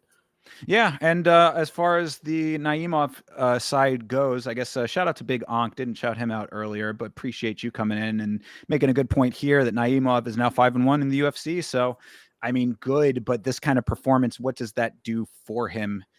That would be my question. It's like, now, okay, yeah, great, 5-1 in the organization, good, solid standing, but you have a fight like this where I mean, I've already forgotten that it happened, and I'm talking about it right now. So, the average fight fan is, this is definitely not sticking out to them. If you want to talk about somebody getting towards the top of the division, you have to be able to expand outside of the region. Naimov is one of these guys that I think I've only seen fight in the desert kind of deal. So if you want to be champion, you got to be able to Ankalaev, a lot of people who are, Muslim or of the culture, they should take note from Ankalaev. He's actually carrying himself very, very well, doing a lot of things the same way that they should be. But if they want championship aspirations, you got to do certain things. And I think it's key. So, Do you think that the fans care about Ankalaev, though? I mean, that's not about the fans. I'm talking about the fighters themselves. If they want to be a champion, you got to be able to do certain things, and that is go perform in other places, and be the Oh, guy. okay. To that point. Okay, sorry. I think I Yes. lost the plot there for a second. Yeah, But my okay, bad. My okay. bad. No. You're good. You're fine. Yeah. Okay. Well, fair enough then. Yeah. Yeah. I would agree with that for sure. Yeah. I mean, get out that, bro. If you're doing that well and you're racking up wins, then fight as often. And if there are going to be fights like this, you can do that all day, basically, I mean, right? I mean, he could literally go lose in the Apex to Meli Costa next week. But if he wins, then boom, we're talking. Like now right. he can get a main event somewhere kind of deal. But Gotcha. whatever. Yeah. Yeah. Well. All right, then I guess we'll see if he actually does that. But nice win for the Tajikistani. Of course, Tajikistan stands behind him very strongly. That's always the clip that they talk about of that entire soccer arena all watching his fights and cheering for him and stuff. So the whole country's behind him. Congratulations to Tajikistan. I feel bad. They must have never seen Josh Van fight. Jesus Christ. That's a different country, my man. I'm just saying, like, yo, they get a soccer stadium full. They should watch Josh Van. I bet they go crazy. This Naimov dude, snoozer. Yeah. Well, maybe they'll get somebody better. But either way, moving on to finally a legitimate banger on this card. Potential fight of the year, I would say. Nazim Sadikov versus Nicholas Mata. I did not think that Nicholas Mata had a fight like this in him, and I am very glad I was wrong. What do you think? I think my one, I was wrong to assume that Nazim Sadikov had a finishing level that was only that had a certain ceiling when it came to this sport. I do believe now, with the resume and the finishes that he's racked up, a couple doctor stoppages and stuff like that, he might be the type of dude that can get finishes at the high level. And certain people, they get to the high level and they just can't finish the high level guys anymore. But some people also, Ilya Topuria, I mean, they can just maul people. And this dude is really good. Like, he is damn good. I think he's more of a comparable to like Conor McGregor, but his style is a little more slick. He's in and out. He's very light. He's got the combos. He's got the counters. He's very, very good. When it comes to my what I thought was going to happen in this fight, I actually think I gave a very good assessment. Mata was going to walk him down. The kicks were not going to be there as much because he's going to be on the back foot, but I did not think Sadikov was going to be as deadly from the counter and off the back foot as he was. And there's one moment in the first round you'll instantly know. It's quick. It's so quick you don't even see it. I was even trying to tell my dad, I'm like, watch this moment right here, because in my mind when I saw it in slow motion, that's what I remember seeing. So I'm telling my dad, boom, watch, you're going to miss it. And I watched it in real time and I'm like, holy shit, the elbow that split Mata's, like, it was so fast, it was so quick. Mata felt it. And he had a good moment. Like, that was a good one. Now let's get back to banging. Pause. And but the blood started pouring, and I actually think this happened earlier because I wanted to point out ESPN, their shitty fucking service. I'm watching this fight. ESPN goes down. I have to hit refresh. It takes a little bit to reload. I come back. Nazim Sadikov is face down on the mat after apparently a large combination from Mata in the first Oh, round. you missed I that missed the whole. I missed that the whole crazy. thing. That I was had to like a rewatch it 20 this shot morning. combo. Yeah. It was definitely pretty nasty in the rewatch. In live time, I missed this 100%. I come back and I have Nazim down on the mat. But either way, when you watch it, it is a crazy flurry from Mata. Later on in the fight, obviously the elbow from Sadikov comes. That was the highlight for me in that. And then you get into the second round, and it is brutal. These guys are slugging. They're getting into the clinch. They're throwing uppercuts. Sadikov is just having a way with him towards the end of this one. Like, I actually think it was pretty close about halfway. Mata started to slow down, but he still had like a second. He had a second win kind of thing. This finish was up. It was so up and close and in your face. These guys were up against the cage. They were throwing nasty elbows. There was a time that Sadikov landed 3 elbows in the clinch, like real nasty. And then Sadikov puts him up against the cage, lands clean strikes, lands one that knocks him down and out, lands some extra ones on top. And I actually want to make a funny note here that when the judges called this fight, they said it was by technical knockout. Are you fucking kidding me? He fucking flatlined him. I don't care Yeah. if he was sitting down. It's because his body was lifeless in that position. Like, ridiculous. I don't Yeah, know. this was a KO.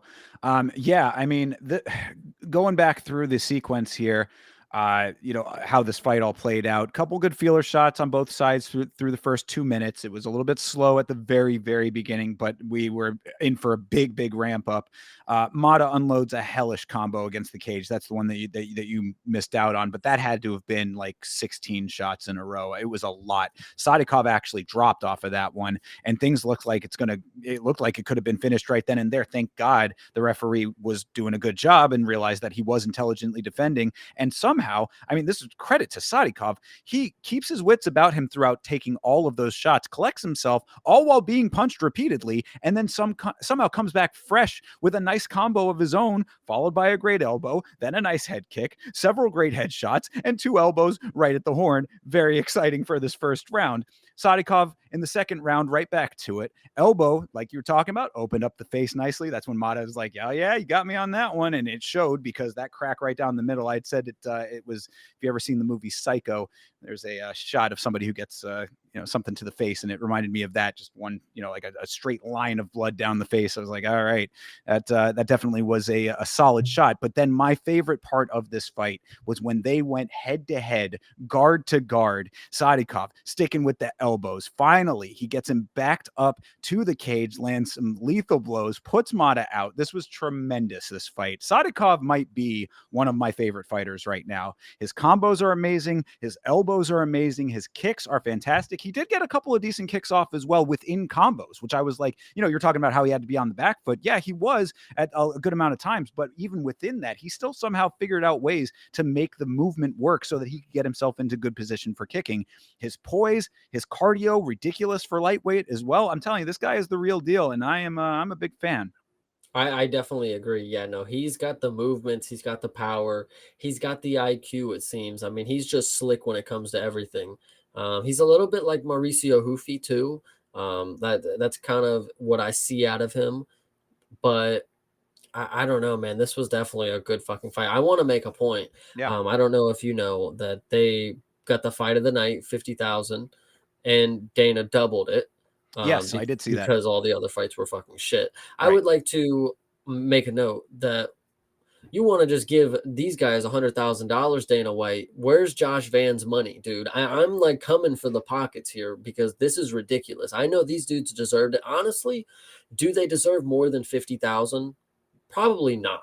But like it was a great fight, but like is it more great than any other fight that's the great fight of all time? Like is this Yuri and Glover? Yuri and Glover could have made 500 fucking $1,000 each night, whatever you want to say. But I think the bonuses, I think it was nice for him. This was a really good fight. Well, it was funny in that moment when they were talking about it because they were like, "You're giving double the bonuses to these guys, but what about the bonus for Mikdebek in his performance, which we'll talk about here in a minute?" And Dana's response to that was, "Oh, the guy that came in 10 pounds overweight," and we'll talk about that as well. So, Yes.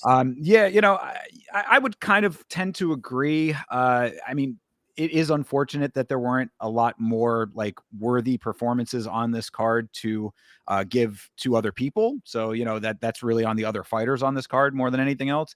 I think maybe one of the women might have actually deserved it, to be perfectly honest, but that's, maybe just my opinion, I suppose. One of the what you mean Daria. Yeah. I mean, or Claudia, maybe. I mean, she blooded her up pretty goddamn good, man. I mean, either way, whatever. Neither of them get it. I understand that, and it's fine. But yeah, this fight was really, really good. It would have been like it wouldn't have been heralded as highly as it was like had it been like if this was on UFC 300, this would have just been another fight, you know what I mean? But like it would have been a good fight, but it would have been amongst many other great fights. So Yes. you know what I'm saying? It's like this, I think, really speaks to the level of quality of the fights that we're getting currently, and that kind of frightens me a little bit because we have been in a period right now, and the conversation we've talked about it on the show a couple of times, how the quality of these cards has been sort of mixed and a little bit towards the lower side lately. I'm hoping that changes going forward at some point. The UFC wants to put on a lot of events, and because of that, the quality level kind of goes all over the place. We've seen sometimes at the Apex some really good performances and some really good cards even within that dynamic, but I want to see a little bit more consistency in good fights. So hopefully that will be the case going forward at some point. But either way, with a card like this certainly was the standout moment of it. So shout out to both of these guys for being able to put on a show like that. Yeah, 100%. I think I did like this one. Yeah, and I I would would. actually Yeah. sorry, I didn't mean to interrupt you. I No, would no, no. Go actually ahead. like to note, like, Nicholas Mata, like you said at the beginning, is like, I don't remember how you said it, but either way, there was a guy in the Discord, Gabe, he's a pretty chill dude, and he was like, "Nicholas Mata, he's one of my favorites." And in my mind, I'm sitting here thinking, out of all the people to pick to be your favorites, how do you pick this guy? Like, how do you come across Nicholas Mata? But after this performance, all right, okay, fair. All's fair. Yeah, no, and that you literally were going right where I was going because I was going to say, yeah, on Mata's side, I wanted to acknowledge that it was very impressive to see him in a fight like this, where a lesser fighter or somebody who was of the caliber that I think we were kind of describing him as, based on what we had seen previously from him, would have been just demolished and steamrolled. Like he actually went out there and made this a very competitive fight and a very even fight for a lot of it, at least through that first round. So I give him a lot of credit as well. He's definitely somebody that I will start respecting a little bit more going forward. 100%.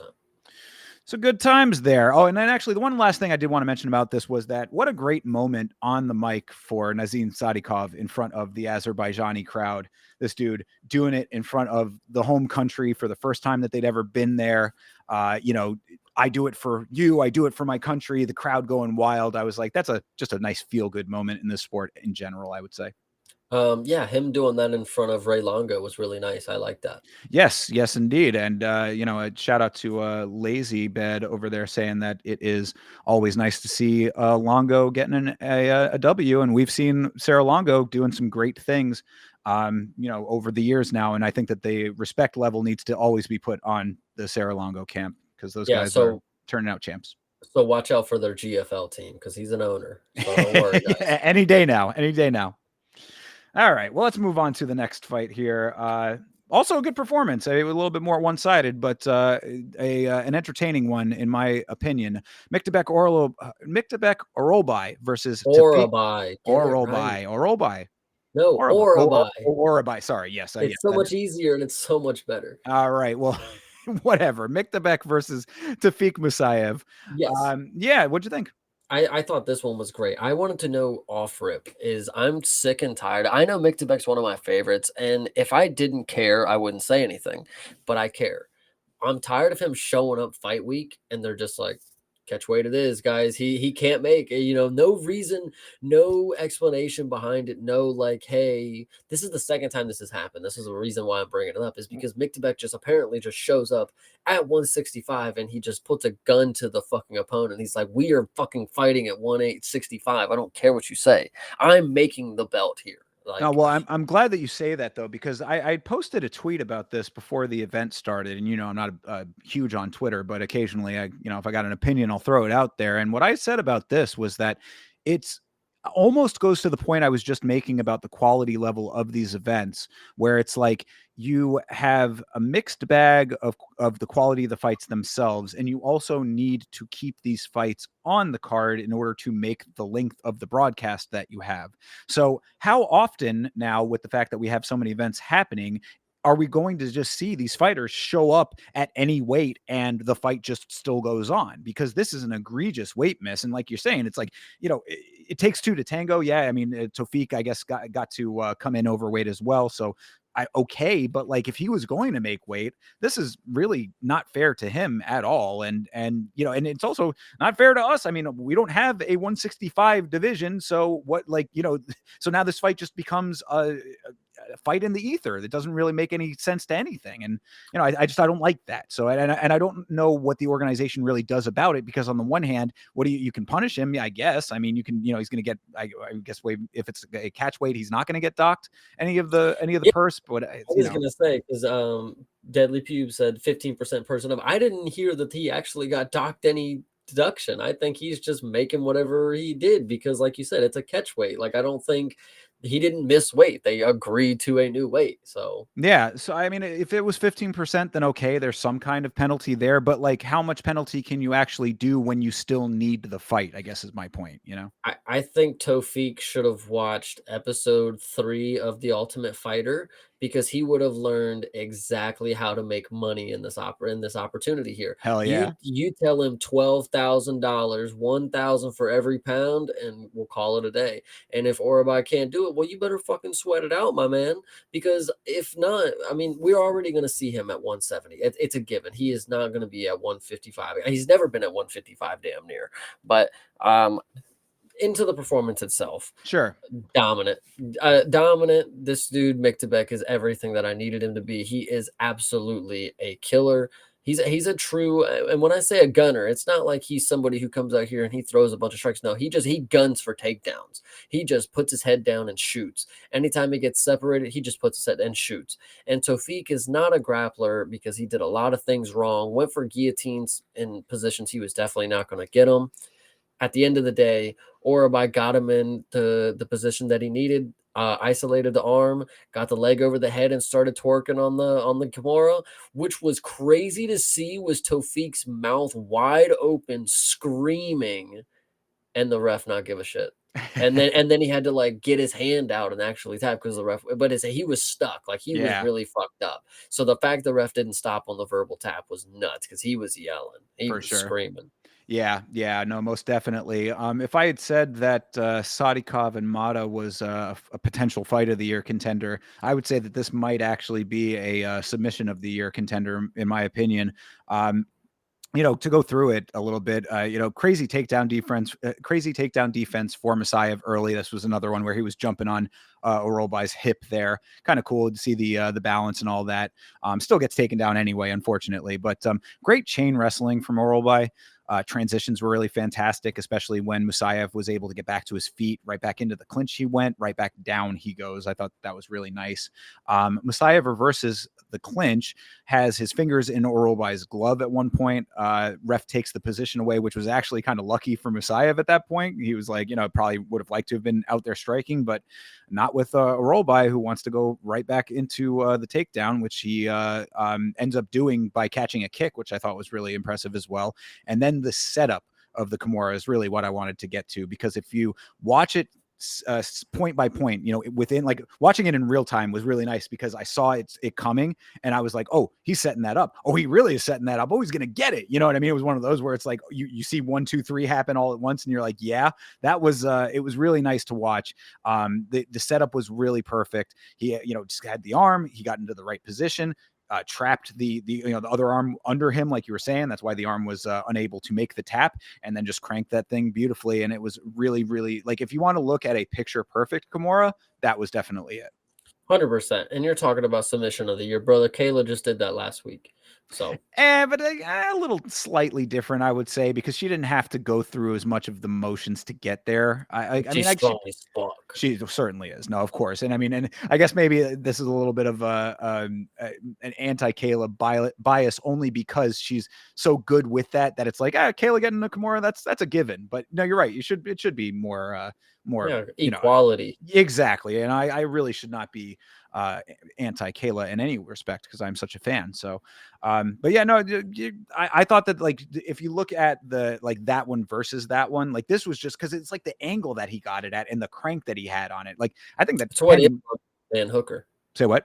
It's what Islam did to Dan Hooker. Yeah, that's true too. Yeah, that very similar. So, I just thought it was a really beautiful set of motions that Orolbai went through, even with all that extra weight on him, which was unfortunate. So, a little bit of a tainting of this, a little bit of a stain on this win for him. But either way, still a very nice submission and a very nice win.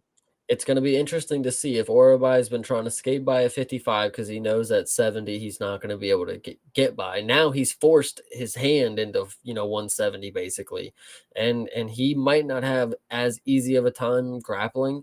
We know his striking is not the best because Rebecca is able to just butcher him on the feet, but it's not the worst. It's definitely it's passable, especially for like a debut 170 matchup type deal. Like, we'll see what happens. But for now, 170, you go, man. You got to. Yeah, it's necessary, bro. I mean, just out of respect to the sport, I would say at this point, it's like, dude, you can't be doing this time and time again. Like, Yeah. You really got to be a more professional fighter if you're going to be a professional fighter. So, the only other thing that I wanted to ask about, and I don't know, you're more keyed in sometimes to the ear on the ground with these kinds of things, but when Buff announced him as the winner, Orolbai, he had said Miktabek Orolbai Ulu. And I said, what is the Ulu? I thought that Buff was having a stroke for a second, but then I saw on the back of Miktabek's shirt, I guess his last name is Orolbai Ulu. And I didn't know if that was just a little extra on his name or why he had that or what that means. Maybe it's something in Kyrgyzstani, or I was, Okay. yeah, I was saying, no, none of this is No, translating at all. None, you I haven't have heard anything. no idea. I didn't catch that at all. That is pretty funny though. I Yeah, mean, because who knows? he didn't announce him that way at the start of the fight. I actually went back to the beginning. I was like, did he say that at the beginning? And he didn't, but he did when he announced him as the winner. So anyway, I don't know. Just maybe he's got a little extra little syllable there on the end of his last name, or two syllables. Or maybe he was having a stroke. I Could have mean, been as well. Could have been as well. The stroke translated to the back of Rollby's shirt. yep.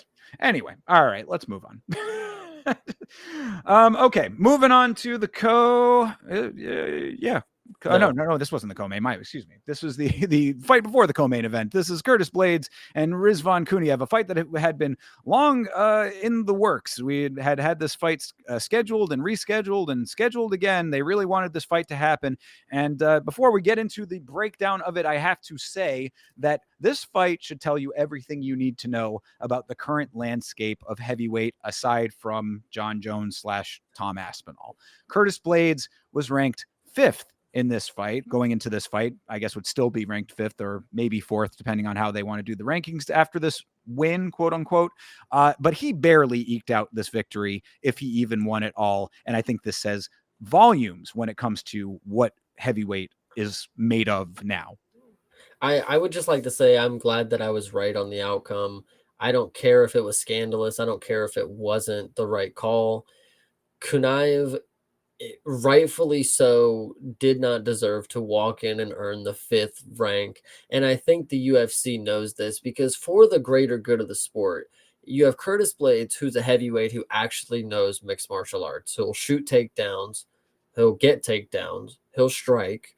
He does enough to be classified as an MMA fighter. As long as you go across the cage to Kunaev, he's just a fat guy that throws punches. That is not a good progression for the sport. For him to win and get, I don't care if he actually did.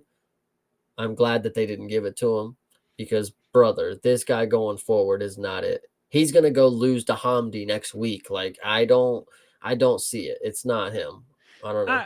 I don't know, man. I mean, I would have been okay with this, because I think that they want to shake up heavyweight badly, because they know how bad heavyweight is right now. I mean, we've been talking about the state of heavyweight since we started this show over a year ago. And it has been that bad for the entire time that we've been doing the show. We've now, thankfully, of course, have the top of the division finally figured out to an extent. But aside from that, everywhere down is just this. It's these kinds of interactions here. It's sometimes fighters with a skill set that is slightly better than average going up against other guys with the same in a different capacity, and a mixed bag of results thereafter. Because my note here starting this thing off was that Curtis Blades wrestled for a lot of round 1, right? But what did it accomplish? He was cage cuddling all the time. This was cage cuddling at its finest. Curtis might be a wrestler, but what good does it do? People talk about Curtis Blades and his acumen in this department, but the man does not have a submission on his record. What is the value of Curtis Blades as a wrestler? No takedown for Curtis in round 1, so they had to strike. Rizvan holding his own when it came to the striking. You're saying he's a fat guy who throws punches. That's heavyweight right now, and yes, that is a problem. God willing, Taliesin Teixeira can be the person that maybe shakes this thing up the way that I think he might be able to, and we'll see what happens with him and Derek Lewis. Kennedy and Chezuku as well. Yep, absolutely. That's another one. But like guys like that are what we need more of. Rizvan doing okay with that. I think it would have been okay if he knocks Curtis off the pedestal at number 5 in this division. I just don't, because you give him 5th ranked, right? Then that means he's a shot away from the title, and we know what happens to him at the title. He gets destroyed. So I think it's rightfully so we keep it with Curtis, and we give him another lap around. If we got another prospect who actually knows how to do things that are mixed martial arts related, maybe we'll give him an opportunity. But I don't know. Kunaev is, I'm telling you guys, watching him hurt my fucking eyes. Like I'm watching the UFC, which is the pinnacle of heavyweight mixed martial arts, and I see a dude's belly bouncing around. Like Dude, they were even talking about how these guys were bulking to get to the max limit. Like, I'm honestly sick of it, because if this is what you're gonna do at the max limit and you're gonna be a fat slob and not even be able to finish the fight with a decent amount of energy, you don't deserve to be the 5th ranked. Like, Curtis Blades is at least a decent example, like a decent example. But you say that Curtis at number 5 is to keep a guy who's not skilled enough to be in the echelon of the division out of that, right? That's the justification for that. But Curtis, he had the title shot, the interim title shot. You know, I mean, like Curtis is coming off of fighting the best of the best, and he can't get it done. So what's the difference? You laugh, maybe, but I will argue that it was a little bit of an early stoppage. Curtis Blades can run it back. We can get a trilogy, guys. Seriously. That do you want that? Uh, Does sure. anybody want that? I would Is want that that something over that the people Kunaev. want? I would want that over Kunaev, dude. Seriously. This Well, I guy. don't know. I thought his striking looked pretty sharp, honestly. I mean, he fucked up Curtis's eye pretty bad. We're talking about eye damage. I actually want to bring up a great point, because Pubes is going over it right now. So Guru actually had a tweet, and I actually agree with him. After this fight happened, he said the judges got it right. Blades won the fight. You can't base the round 2 damage for the whole fight. Round 1 and 3 for Blades, and I think that is very, very accurate, because I had no problem with Blades winning. I thought he did everything that he was going to do. Yeah, he got fucked up a little bit, but like, he was still winning the fight. And the striking numbers, a little scandalous, to be honest. I think Kunaev, I think they were pretty close. They were a lot closer than 50% more, 50 more strikes or whatever. But I don't know. I think Blades is fine staying at the top of heavyweight, because he gives us a good test for what a 5th ranked person should be. If you're going to go take 5, you better be able to wrestle. You better be able to. I know Kunaev did stuff the takedowns very, very well, but he's also just some fat blob. Like, they were talking about, oh my God, look at the athleticism, dog. Are you fucking serious? Like, I don't Well, know. then I don't want to hear about people like Mario Bautista in the fight with Jose Aldo then. Because No, that's really what this was to me. I mean, this is a great example of that exact thing. I mean, this because what you're saying round 1 and 3 were the rounds that Blades won. Round 1 didn't accomplish anything with the wrestling. Round 3, Kunaev still with, in my opinion, pretty decent striking, and Curtis not getting the takedown again. Curtis lost this fight to me, man. I mean, like based on those things, because if you're talking about, yeah, and like you said, the striking numbers are absolutely scandalous. There's no fucking way that he had double the strikes. No fucking way. But if you're going like strikes versus inactivity due to cage clinching, then the strikes should win, in my opinion, right? I mean, that was my whole point with the Bautista and Aldo fight. It was that, yes, Bautista was clinching him up, but at the same time, Aldo wasn't doing anything to swing it in his favor. So if it's just going to be straight neutral, then it's straight neutral. Same with Curtis here, straight neutral. I think I actually agree with Pubes. The Bautista moment, I don't think I disagree with that. I also think that Bautista won, but it was a sad realization that Jose Aldo wasn't gonna do something different. Like, but in this one, I think it was a little different, because we are in mixed martial arts. So if somebody is attempting to wrestle other than striking, I think it goes in the judge's mind like, they're doing good.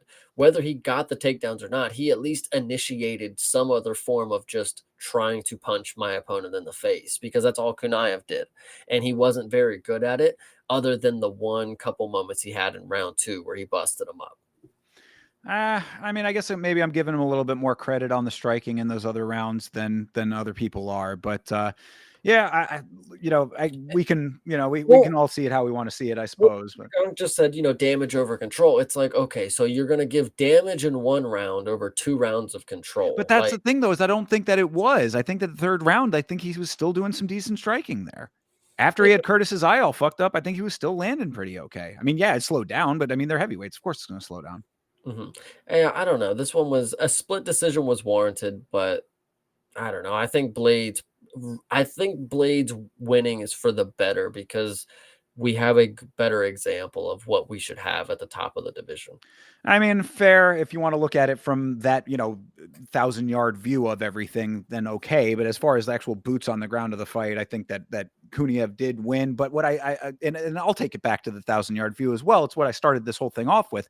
This should tell you everything you need to know. The number 5 guy barely eked out a victory. I mean, a split decision win over a dude coming in off the Contender Series, like that in and of itself, I think is, you're talking about like the elites of the sport. I mean, like, if you're number 5 and this dude is just coming into the organization essentially off of the streets, this isn't even like a situation like Kai Asakura coming in as a champion in another organization. This is a dude fresh off the earliest that you can be in this organization, coming in here and doing this type of a performance. Like, that does not speak greatly of the higher levels at this division to me.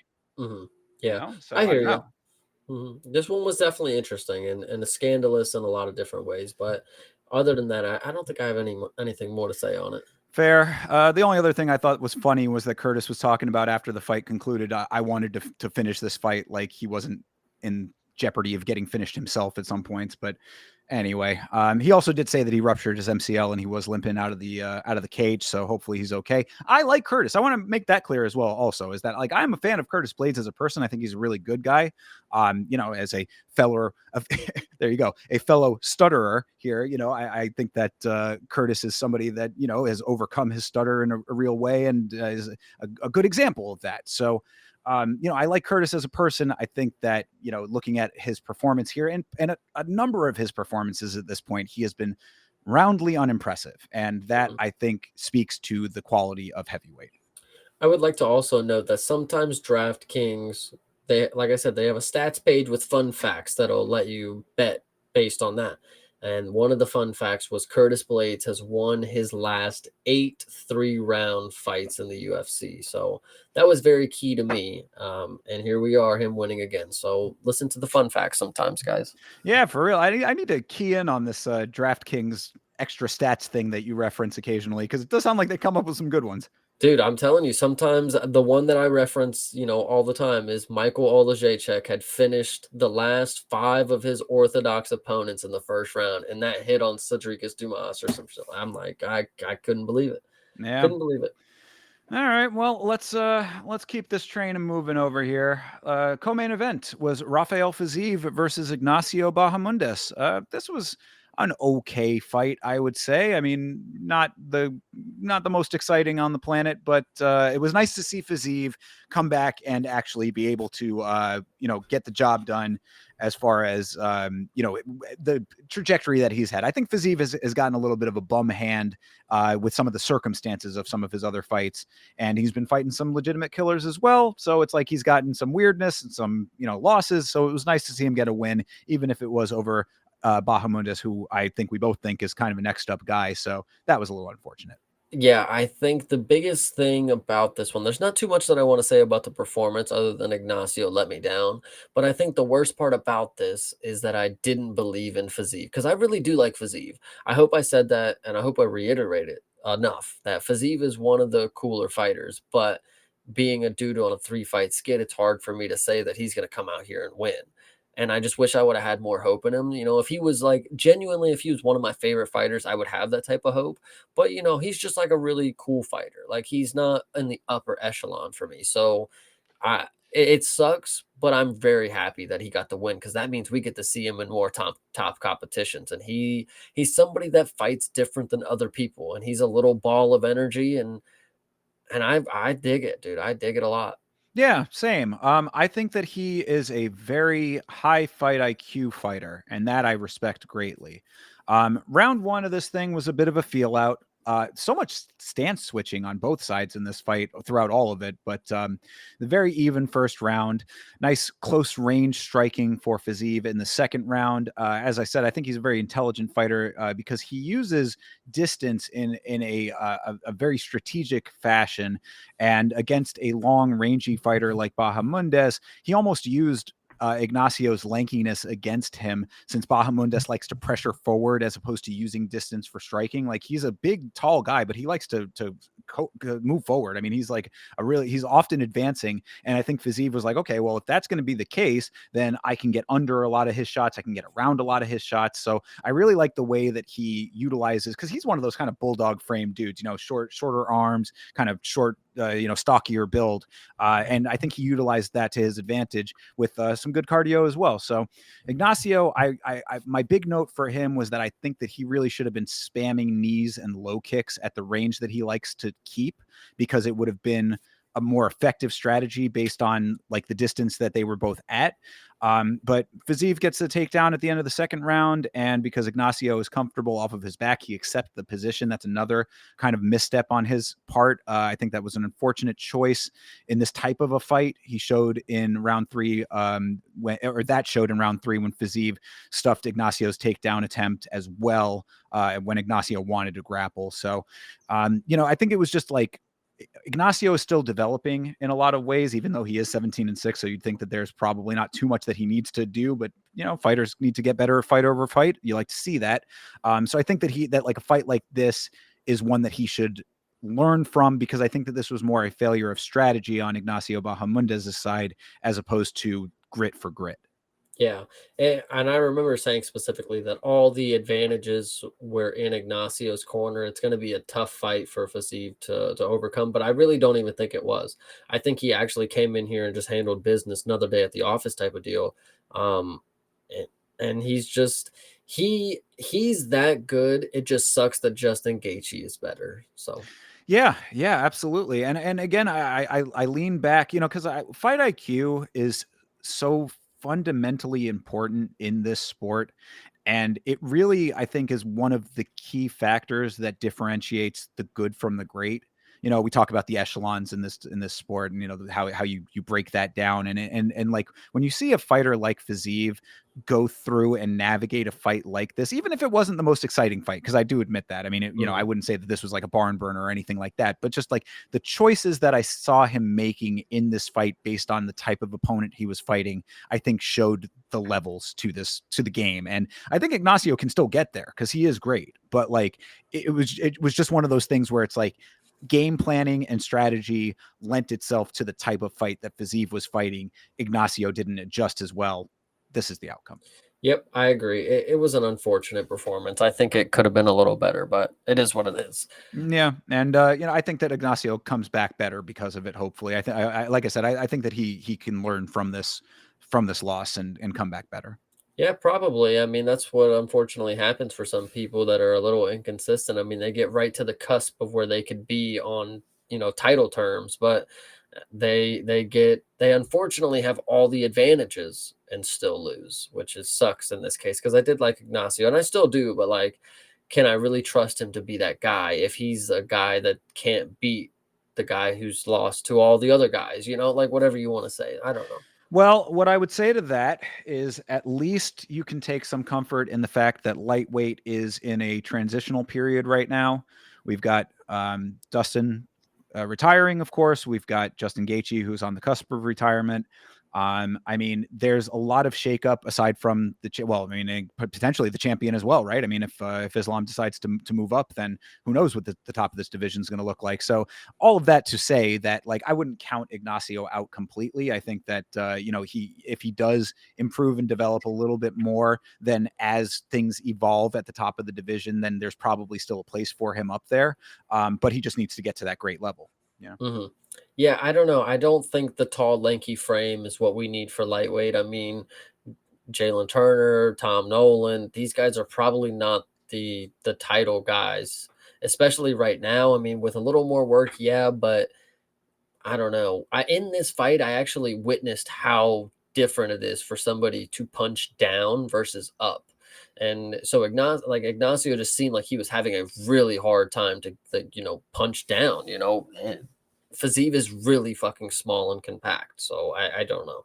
It was an interesting performance. Yeah, well, I mean, if those are the notes that you take away, then I mean, keep them in the back of your mind for next time he comes up. But I want to still believe. Like I'll give him benefit of the doubt because of the, like I said, the fight IQ differential between them. I'll just chalk it up to Fiziev being a little bit stronger in that department for now. But if Ignacio starts to continue to, have like questionable choices, then yeah, maybe the opinion changes. Yeah, 100%. All right. Well, let's move on to this main event. A lot of opinions on all sides here. Jamal Hill versus Khalil Rountree Jr. I had said at the beginning of this fight, pretty well early on in the first round, I called it very early that the leg kicks from Khalil's side were going to be the major deciding factor of this fight, and they certainly were, in my opinion. So, what did you think? They certainly were for the first round. Yeah, I agree with you. Not all the way through. I mean, he was throwing them for a lot of it. No, not all the way through. I mean, sure, he was peppering him in there, but what he did in the first round, he literally hobbled Jamal Hill and then let him walk around for the next 4 rounds. It was very hurtful to see for somebody who I've seen. Khalil Rountree was somebody who I've seen go to war. Like I've seen him come out with intensity to finish people and careers. Retired Anthony Smith for the time. This was a guy that I knew had the intensity to bring a firefight, and Jamal Hill is one of those dudes that I know will go get punched in the face. We didn't necessarily get that. But see, okay, and I kind of anticipated an assessment from you like this, and what I will say to this is the leg kicks were certainly inhibiting the movement of Jamal Hill, right?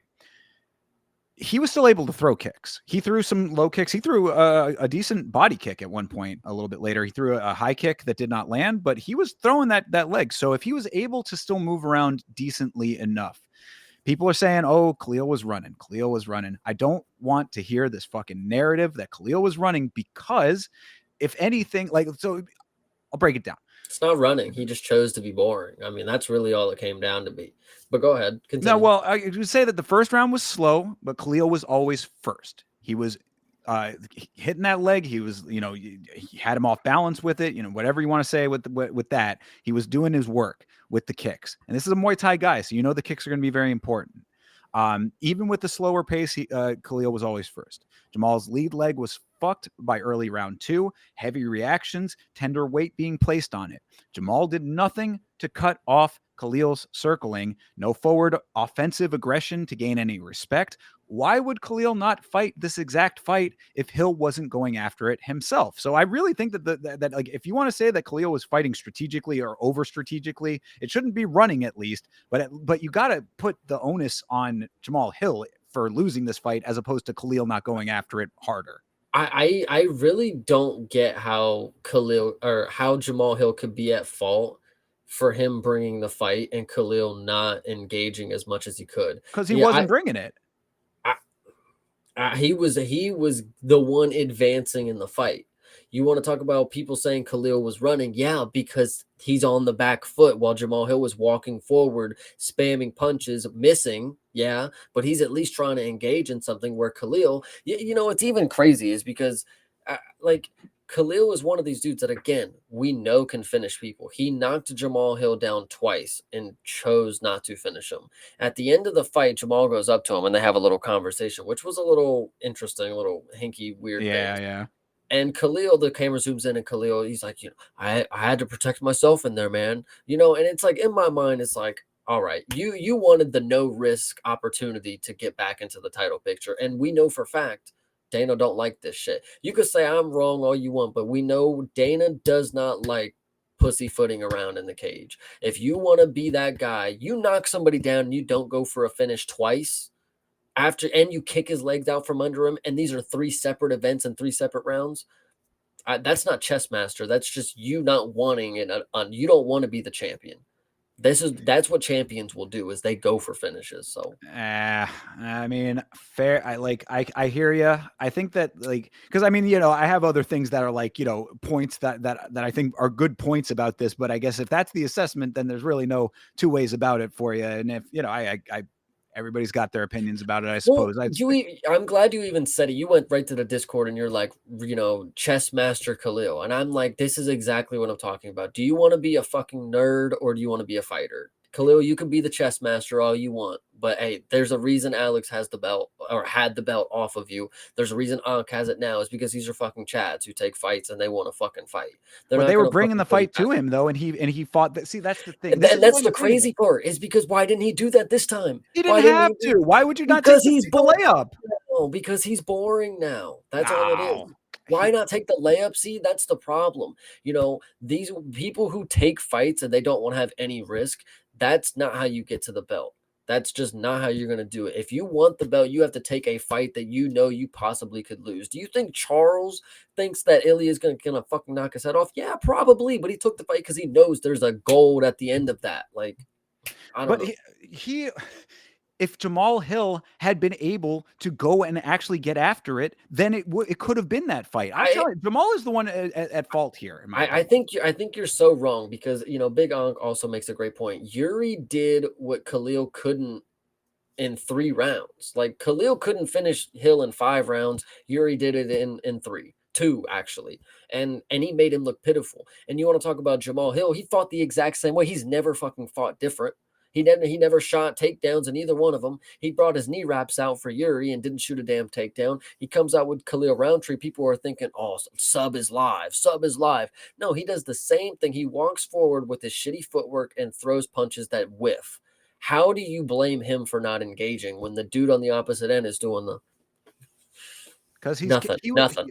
He wasn't doing nothing. This is I hate this narrative. Round 3 disproves all of this because he was within striking distance, Khalil, the entire time. He's landing shots of his own. Hill couldn't find the rhythm or calculate the distance to catch him, and with chewed up legs, couldn't move well enough to do so either. Khalil drops Jamal in the 3rd round as well. Hard to do that while you're running. And the 4th round is the same thing. Jamal's corner told him to stand his ground in the 4th and make Khalil come to him. He did that. Khalil did it, and Jamal didn't throw his own fucking hands. So this, I'm telling, we're just seeing this whole thing differently. I'm going to break down a statistical fact for you, right? Khalil Rountree had 5 rounds. Remember this, 25 minutes. He threw one more strike than Curtis Blades did in 3 rounds. He threw the exact same amount of strikes as Sadikov did in 2 rounds. With these, and he got the finish. These scandalous stat numbers that we know always lie. Hey, they can lie all they want, but all I'm telling you is that's what it comes out to be. Safe or not, Josh Van throws 250 strikes in 3 rounds of fighting. I don't care if he's a flyweight. Khalil had 25 minutes on a moving target that obviously had nothing to offer. If Khalil was so fucking godly and he could do whatever he wanted, why didn't he just finish? Why didn't he want to finish? If he wanted to protect himself, he kicked his legs out from under him. Do you think you think the ground and pound? You think he's got okay, cool. Okay, you knock him on his ass. Oh, you think that he's still good? Okay, you knock him on his ass again. You still think that there's risk there and not maybe I should do this for the betterment of my career because I already got a title shot that I didn't fucking deserve. So do I think, because listen, I would have even argued with you. Khalil gets a finish right here with Jamal Hill. I'd say title shot is warranted here soon. After Alex, I would go for it. After Yuri, whatever you want to do, Khalil can be in that line. But after this performance, no fucking chance. No, he's got 1, 2 more, and he's got to get a finish in those, literally. All right. I mean, fair. I don't think there's really anything else I can say to convince anything otherwise. So I just it's crazy is like you see this dude put on a performance of a lifetime when he gets an opportunity that he didn't fucking deserve. And now he comes in and he has to actually earn a fucking title shot. And he comes in and puts a slouch performance on. It was not a slouch performance. This is what's killing me, though. If Jamal Hill had come out early in this fight and been first, Khalil would have responded. Okay. Huh? You think he should have got a bonus? No, I don't think he should have gotten a bonus, but I think that but I'm saying that he didn't. Jamal, the impetus is not on the person to go out there and put their face in front of the other person to get struck. That's always my point with all of this. It is not Khalil Rountree's objective to say, here, let's go to the center. I'm gonna give you every opportunity to knock me out. He's fighting a strategic fight. If Jamal wants it, he can go after it. It's the same criticism of Sean Strickland and Paulo Costa. Sean saying, "Oh, I had to chase him down. Then fucking chase him down." Then I think you're making an incorrect assessment because Jamal Hill.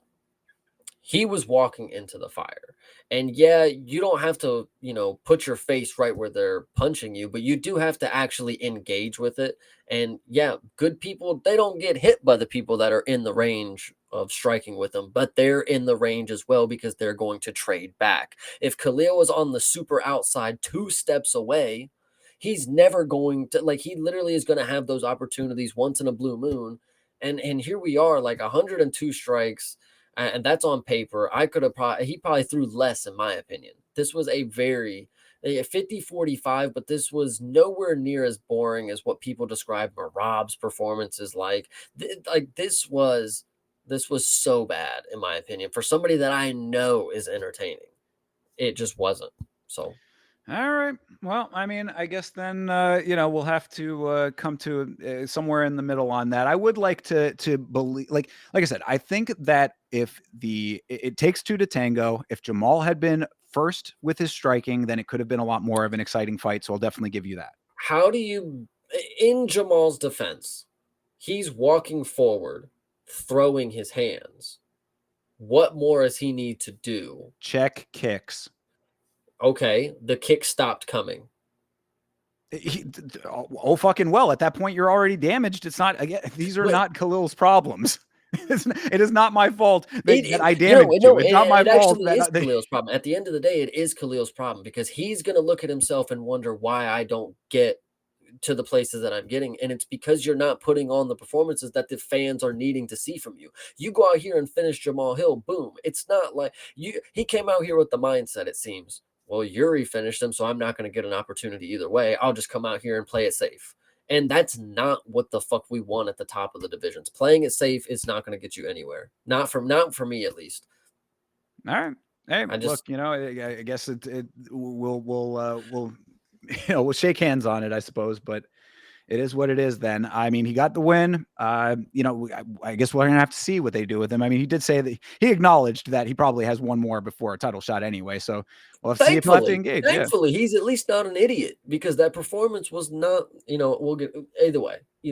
Yeah, I thought it was a strategically sound performance, and then we'll leave it with that. But okay, so that being said, then what's next for Khalil and what's next for Jamal? What's next for Khalil? I could care less, honestly. One performance and you're already writing the guy off. Jesus Christ, Chase, come on.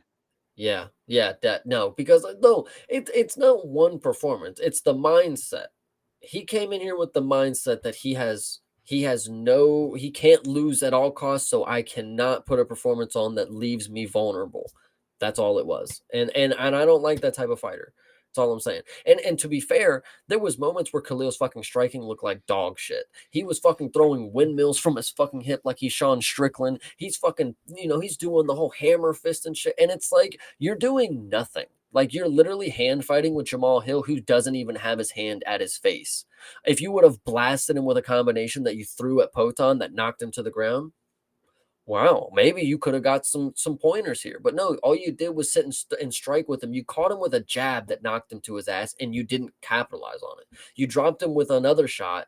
You didn't fucking capitalize on it. You obviously did not come equipped with the skills to take the fight wherever you wanted because you just wanted to have a pity party, a point fight to the decision. You didn't want to actually grapple if it got to the ground. You didn't actually want to clinch if it got there. Neither of them decided to do that.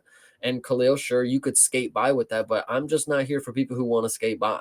I want people who are ready to jump into the fire. And we'll talk about that big time for the next card. Sure. Well, the last question that I would have is what aside. So let's say, like I said, Jamal was throwing kicks even with the legs being somewhat battered, right? So what was stopping Jamal from overtaking all of this? Like, what was stopping him from being the person, seeing what you're saying here? Why didn't he advance harder? Why didn't he go farther forward? Why didn't he take it? If you're not getting what you want out of Khalil, why did he not take it further? You're asking the man who has no legs why he's not walking further onto the opponent backing up. His legs were good enough to kick with. but they were compromised, and that was even one of your major points of why Khalil was doing so good, is because he left him compromised with the leg kicks. Okay, the compromised opponent, you're expecting him to walk forward and do more. How about the person who's compromised the opponent walk forward and do more? Like, you're, I don't know, it's crazy to me. I hear you. Maybe meet both ways, but if you're 2 steps away, I don't think that helps Khalil in any fucking fashion. He didn't want to fight. That's all that was. He was actually scared Jamal would put him out. And honestly, I thought that was a valid fucking reasoning to think could happen. But you obviously didn't want to take that you didn't want to take that risk, and the opportunity that you're gonna get afterward, it's gonna reflect the performance that you put on. All right. Look, I will, like I said, I'll meet you halfway on that and saying that, yeah, I would have liked to see him finish the fight. That I can definitely agree with. Show that Um, he at least wanted to finish the fight at least. Don't fucking walk out there all lackadaisical and just fucking sit there. Like, dude, fucking fight the bell rang. What are you doing? Like, shit like that it's indicative of what the product is that you are. And I'm not buying it. I don't know. all right. I mean, yeah, well, we'll see who they end up pairing him up with if that next person can draw that fight out of him.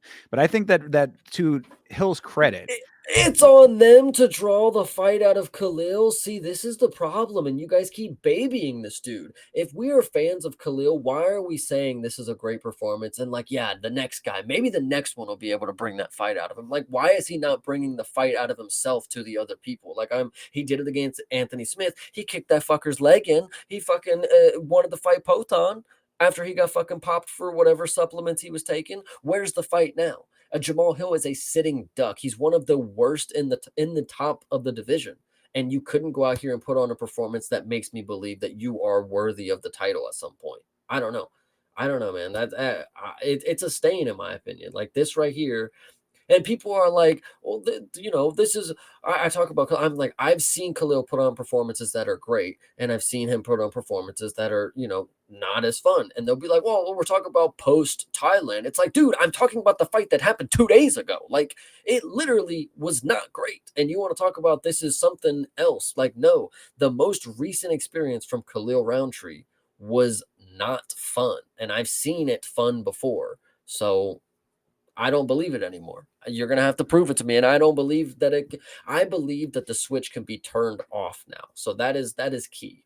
That is well, key. I mean, I think that also if we're breaking it down even further, this goes to the sport side of MMA versus the entertainment side of MMA, or this product that we're consuming here. It's like if you want these fighters to always come out and be explosive and to an extent somewhat reckless, then yeah, I mean, then he didn't do that. And I'll give you that. But I think that he fought if your aim as a fighter is to win your fights, I thought that he did that pretty effectively. For somebody who's 15-6, I'm sure he needs to navigate his career very well at this point. So hats off to him in that regards. Yeah, I mean, the guy whose stock rose in defeat against Alex, going out and beating another former champion. Isn't it crazy how that works? Stock rises in defeat, stock lowers in success. Yeah, So he's back to where he started as just the middle of the road guy. That's again probably indicative of where he's going to end up in his career. Is just the middle of the fucking top 7.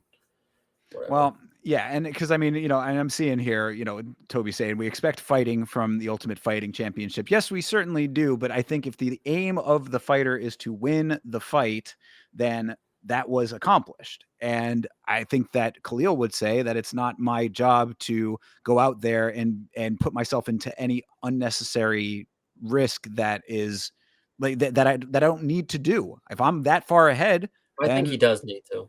yeah, and that I think it I think specifically that's comes the down to him needing to actually engage to put on an entertaining performance. There's people who are counter strikers who stay on the outside and they're fun. Look at City Kickboxing; they made a whole fucking career out of it.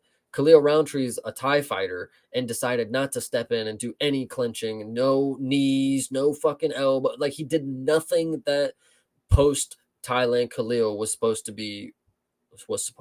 Like he's literally just came out here and did a shitty fucking Khalil performance. It's like I was watching somebody imitate Khalil striking for. I was watching Jeff Neal for 3 rounds. All right. I mean, look, fair is fair then. If that's the feeling about it, then that's the feeling about it. I guess we'll Yeah, see it what ends up sucks happening. too. I'm not a Khalil hater. I am now for sure because people are blowing this performance out of the fucking water. But I don't know. I would like to see him because, like I said, I've seen him put on great performances. Where did they go? I don't know. What's next? I don't really care. He just better fucking finish because if he don't, I am the number one hater now. If you don't finish, so All right. Point taken. And I guess we'll leave it at that for the main event of this card. So all of that being said, that was UFC Fight Night, Hill versus Rountree Jr. After that very spirited discussion about the main event and all of our discussions about every other fight, what did you think of this card overall, Chase? it was a fucking mess. It was a mess. Oh my goodness. I don't know. It had so many ups and downs. The service was so shit. I was having such trouble getting the streaming to actually work. Um, and yeah, we only had two finishes or some shit. So Yeah, whatever. yeah. This was certainly not one of the better ones. Now we're a couple weeks in a row with some lackluster cards. So this is a trend that I hope does not continue. But we're at the mercy of what the organization wants to do, and I think that that's also part of the problem. So I was glad that you brought up one championship and PFL at the start of this thing. People, diversity and variety when it comes to the free market is a great thing. Competition in the free market breeds greatness and pushes organizations and products to become better. So, you vote with your wallet, I suppose, but we're kind of held into a bit of a position here when it comes to this sport because the UFC is so dominant. You're just going to kind of have to deal with what you get from them, and this is yet another example of that. Before we close out and go into the next card, I Yeah. did forget one crucial thing from the PFL that I saw, which was hilarious. A mouthpiece got knocked out, right? And just like in the UFC, the ref did not see this one. So the fighter was then taken down by his mouthpiece, picked it up himself, put it back in while he was on the bottom position. It was pretty Chad. He was fishing around, like he's on the ground and he's like fishing around for it and then picks it up, puts it back in. Like it was Chad. Like the ref, he was like fair game. Fuck it. I don't care. Shit. So Yeah. All right. Well, there you go. And same referees often in yeah, the no, two it was definitely a organizations. known guy. I can't remember who it was, but it was one of the bald ones. Yeah. So, yeah, it's good to see that the skills translate to different organizations, huh? Yes, exactly. All right. Well, let's move on to this coming week. UFC 317, Topuria versus Oliveira. Ilya Topuria, Charles Oliveira in the main event. Chase, what are your thoughts on this one? I mean, golly, I don't know what to expect, especially because this is a new weight, a new home of a weight class for Ilya. He actually has performed at 55 one time against Jai Herbert. Will he still be the same threat? I don't know. Charles at plus 340. This is tough, guys. I don't know. I would love to think Ilya is going to continue his title or his reign, not title reign, but he might get a new title and then continue that one. But Ilya is scary, and he really is the boogeyman. I will not doubt this guy. He can do a lot of different shit.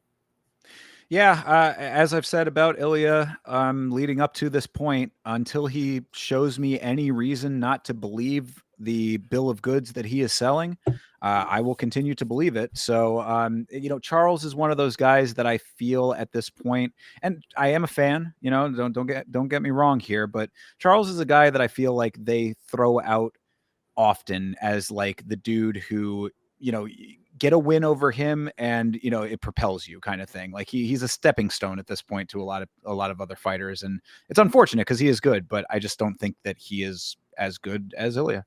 I'm not trying to harp, but I do want to I want to ask because I think it'll be good for the chat. So if Ilya came out here and played the safe route and pointed his way to a 5-round decision against Charles Oliveira, you wouldn't be a little upset?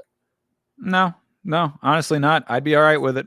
I mean, I like if he fought the same way and was landing shot, because I'm saying it's different. Like I'll give you more of a leg to stand on with Zalal and Calvin Cater. because that was like, there were like legitimate times where Zalal was on the other side of the cage. I thought Khalil got his shots, moved out of the way of danger, got his shots, moved out of the way of danger. He landed a good amount. He was landing good leg kicks. He got a couple good oblique kicks in there as well. The leg kicks obviously did the damage that they needed to do. So he got that early in the fight. Like, I thought that it was a strategically sound fight. And if Ilya does the exact same thing, I'd be okay But with it. okay, but then you would be saying Charles is at fault, because you know how Charles is. He's gonna walk forward and he's game, but you would be blaming him for not engaging enough if Ilya was dancing on the outside for 3 rounds, like Pubes has just mentioned against Josh Emmett was a very an option to throw out there for Ilya's fucking decision performances.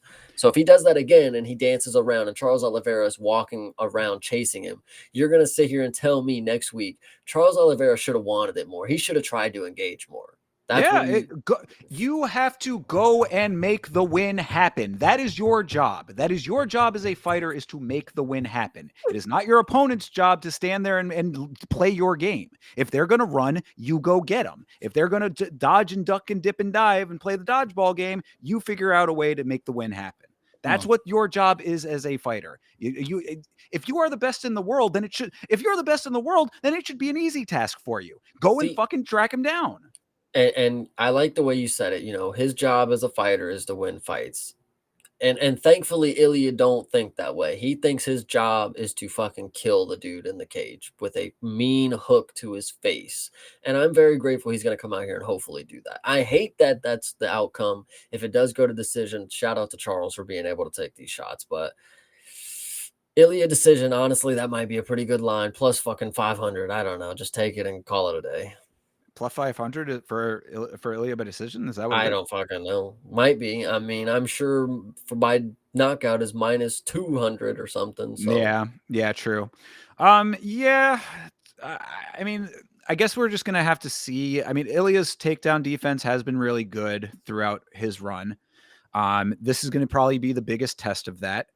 Something tells me that if I think that way, because of how wrong I am about predictions often, then Charles is going to try to stand and strike with him, and that might end up being a really bad idea. I would suspect that Charles has to respect the power of Ilya Topuria coming into this thing and recognize that, and probably would want to stay away from it.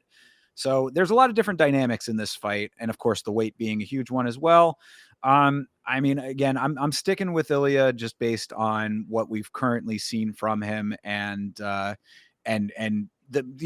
greatness that I think that he has already established in his own mind. He's a believer of, selling a bill of goods is definitely what he's doing, and but he's backing everything up time over time. So as of right now, like I said, I think Charles has been way too spotty. He's a dude who, has flecks of greatness, and then they immediately get shifted towards the other side. Fight over fight. If you track the progression, it's, great win, he gets the belt, loses the belt immediately, gets another great win, loses two, whatever. I mean, like it's he's a bit of a candy cane guy, and I think that he is the perfect stepping stone for Ilya Topuria to establish himself in this new weight class. yeah, I agree. Yeah. All right. Alexandre Pantoja versus Kai Kara France. The flyweights back again in the conversation here. I mean, Kai Kara getting his shot. What do you think? I think Pantoja is going to be able to get this done. He ate all the shots from Kai Asakura. And to be honest, I'm a big fan of Kai. I think he has a very good striking skill set for this division. He's tall, he's rangy, and he knows how to use his knees and mix them in. Brandon Royval is also very good at doing that. Kai Kara France is a very basic boxer, in my opinion. I just don't think he's going to be able to land the shot that takes Pantoja out. If a leaping hook from Kai didn't and a knee straight to the sternum didn't take Pantoja out, I don't know if anything is. I think he's just a fucking Terminator right now. This is my guy. Yeah. I mean, he's just that good. He's one of the champions of this sport that I believe does not get enough recognition for his greatness that he has shown time over time.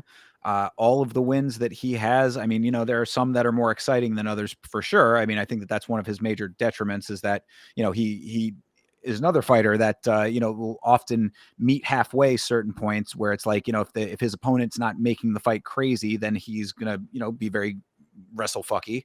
Definitely go down there and grind it out in a way that's not as dangerous to him. So I mean, if you want to have that as a criticism, then perhaps, but the dominance is undeniable, and Kai Kara is a dude that we've seen have problems in the past. So, Mhm. is there some great leveling up to his game that has happened over the course of a couple of fights? It certainly doesn't seem that way based on a win over Steve Erceg or a knockout of Steve Erceg. We've talked about Steve a bunch of times on this show, and his whole circumstances as to how he got to where he was. So I'm not seeing anything new or different in this fight that Alexandre Pantoja hasn't seen a million times. 100%. I agree. This is just another walk in the park. It's just a fill-in for for the next fight that we got. And we're gonna see the next title contender here. Kyle Carfront is just keeping the seat warm. Yeah, yeah. Well, so their next one up is Brendan Royval versus Josh Van. Of course, we know how you feel about him, but can he overcome the well-roundedness of Brendan Royval? I want you to make note of this because I think this is something that you make note of all the time with retired fighters of 1 foot in and 1 foot out. Brandon Royval has come out and said that he's going to move to 135. He says Oh, the money fights are there. So maybe he comes out here and loses and he dips out to 135. I mean, there's nothing left for him here. He doesn't want another title shot. He doesn't want to be a gatekeeper. He just wants to move up, I guess. So Josh Van could probably get a W here and be on his way to a title shot. Don't care how it happens, but that's just the story and how it unfolds.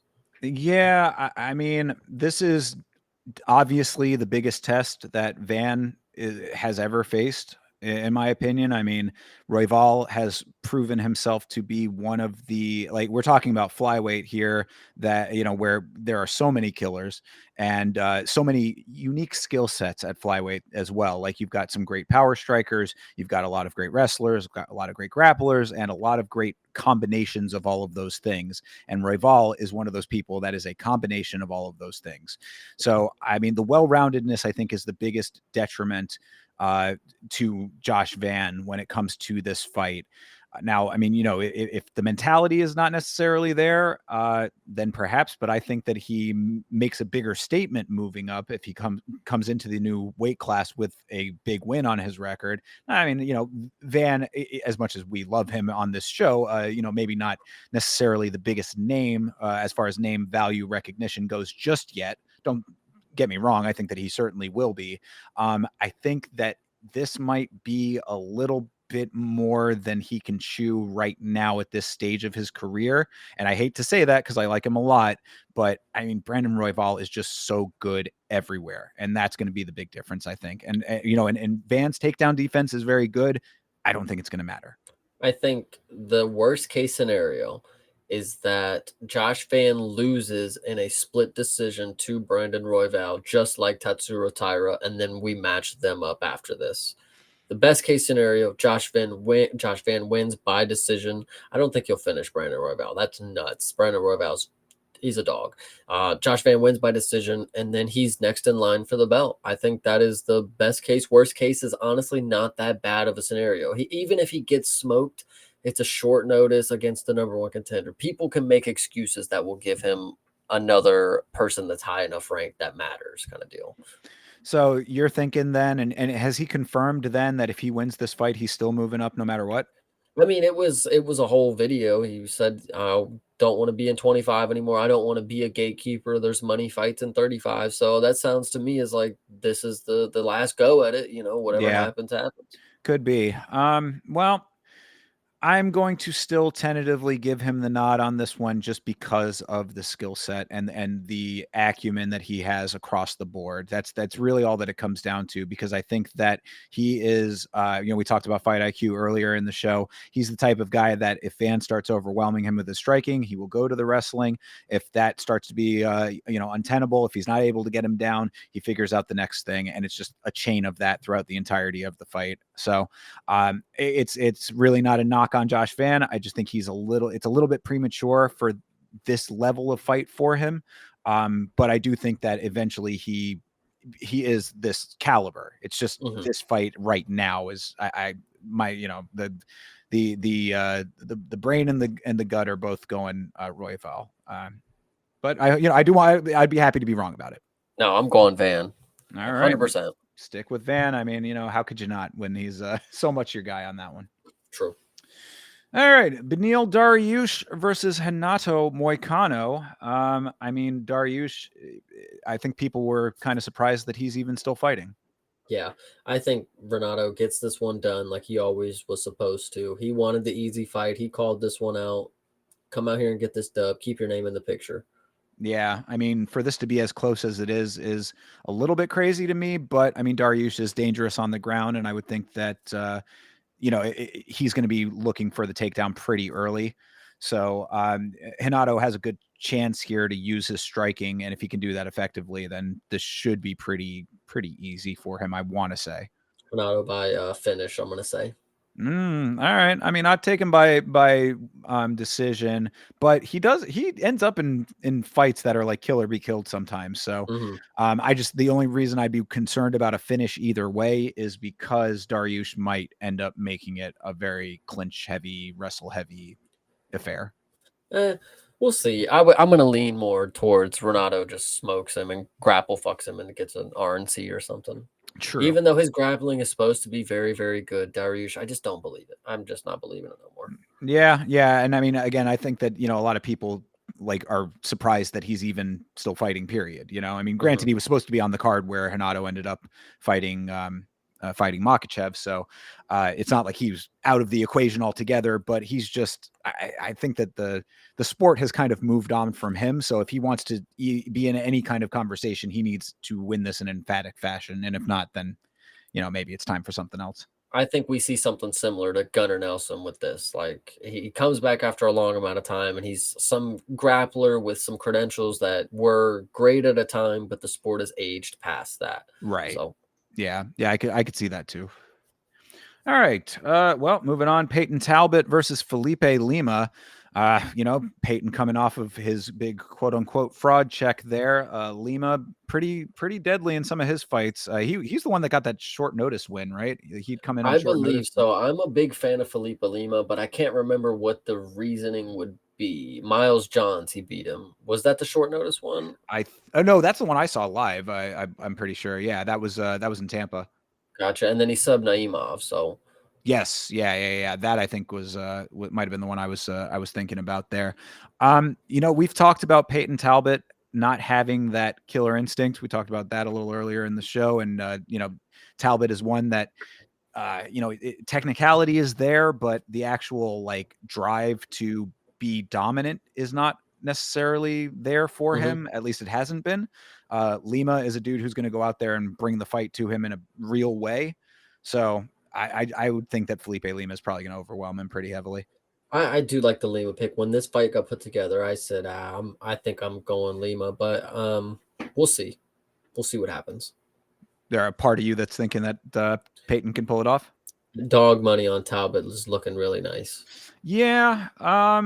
Yeah. I mean, it is only the one loss, and it is to Hani Barcelos, who I think had been counted out unnecessarily by a lot of people. So I just think the grit is different. I think there are levels to the grit, and he just, I just think the Lima's got it, and Peyton doesn't necessarily have it. If it's not going to be the type of fight that he wants, then it's going to be a lot harder for him to get over.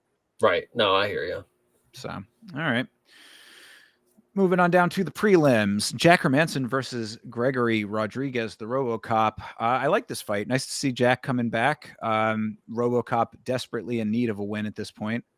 Yeah, Jack coming back is pretty good. He was able to dismantle Joe Pyfer in his random, win back or his random fight back, that time, and then he takes a year off, and he'll probably come out here and stall another prospect, quote unquote. This dude's fucking old, but Gregory Rodriguez, maybe not the best pick. Is Jack Hermanson the caliber that Jared Cannonier is? Maybe not, but it's a decent one. It's a decent one. I think that there is potential for this fight to go similar to the to the Cannonier fight. And the reason I say that is because I think that Jack has a much better gas tank than Gregory Rodriguez does. I think RoboCop punches himself out a little too early. 3 rounds though. Yeah, but I mean, even still, if he's going gunning in, early, like if he's because that's the Cannoneer fight, yeah, it was a 5 rounder for sure, That got but to 4 though, you gotta think about. yeah, but I mean, but he had already been zapped by 2. I mean, if you True. go back and watch that fight, I mean, he put everything out there in round 1. Now, granted, I mean, hopefully he learned from that, like maybe pace And yourself that a little was bit. like a circumstance where he was about to get the finish. Like, I don't know if he's gonna get that in the first round. Is he gonna have the moment to gas out? Maybe not. True. Yeah. I mean, if he can overwhelm early and keep that pressure on, what I would like to see from him, Rodriguez, that is just a good amount of power, but consistent throughout the course of the fight, as opposed to going balls to the wall early. Like I Mhm. always like people that come out strong, and I always like people who put a good amount of power on their shots, but tailor it a little. We talk about the video game with the stats bar. Just instead of going max, you go maybe 75% and then keep that throughout the We entirety of gotta the fight. remember, we watched this dude live. We know what he looks like. His frame is huge for middleweight. There's probably not gonna be a scenario where he doesn't have a cut that's gonna be, something that's gonna zap anything out of the fight. He's always probably gonna gas out after a little bit. He's Sure. just massive, so Yeah, it's tough. that is true. And I mean, Hermanson, you said Rodriguez is old. I mean, Hermanson, 37 years old. That's he's certainly getting up there as far as the sport is concerned.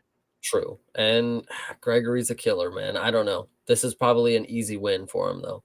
For Robocop. Gregory, yep. Yeah, I would think that it certainly should be. I mean, like, if he was a guy who was, kind of skyrocketing for a little minute there, I don't see any reason why he can't get this job done here. It's just going to be a matter of if Hermanson can outmaneuver him, because he will Yeah, be, he'll be this a little bit of a smaller guy, certainly undersized in comparison.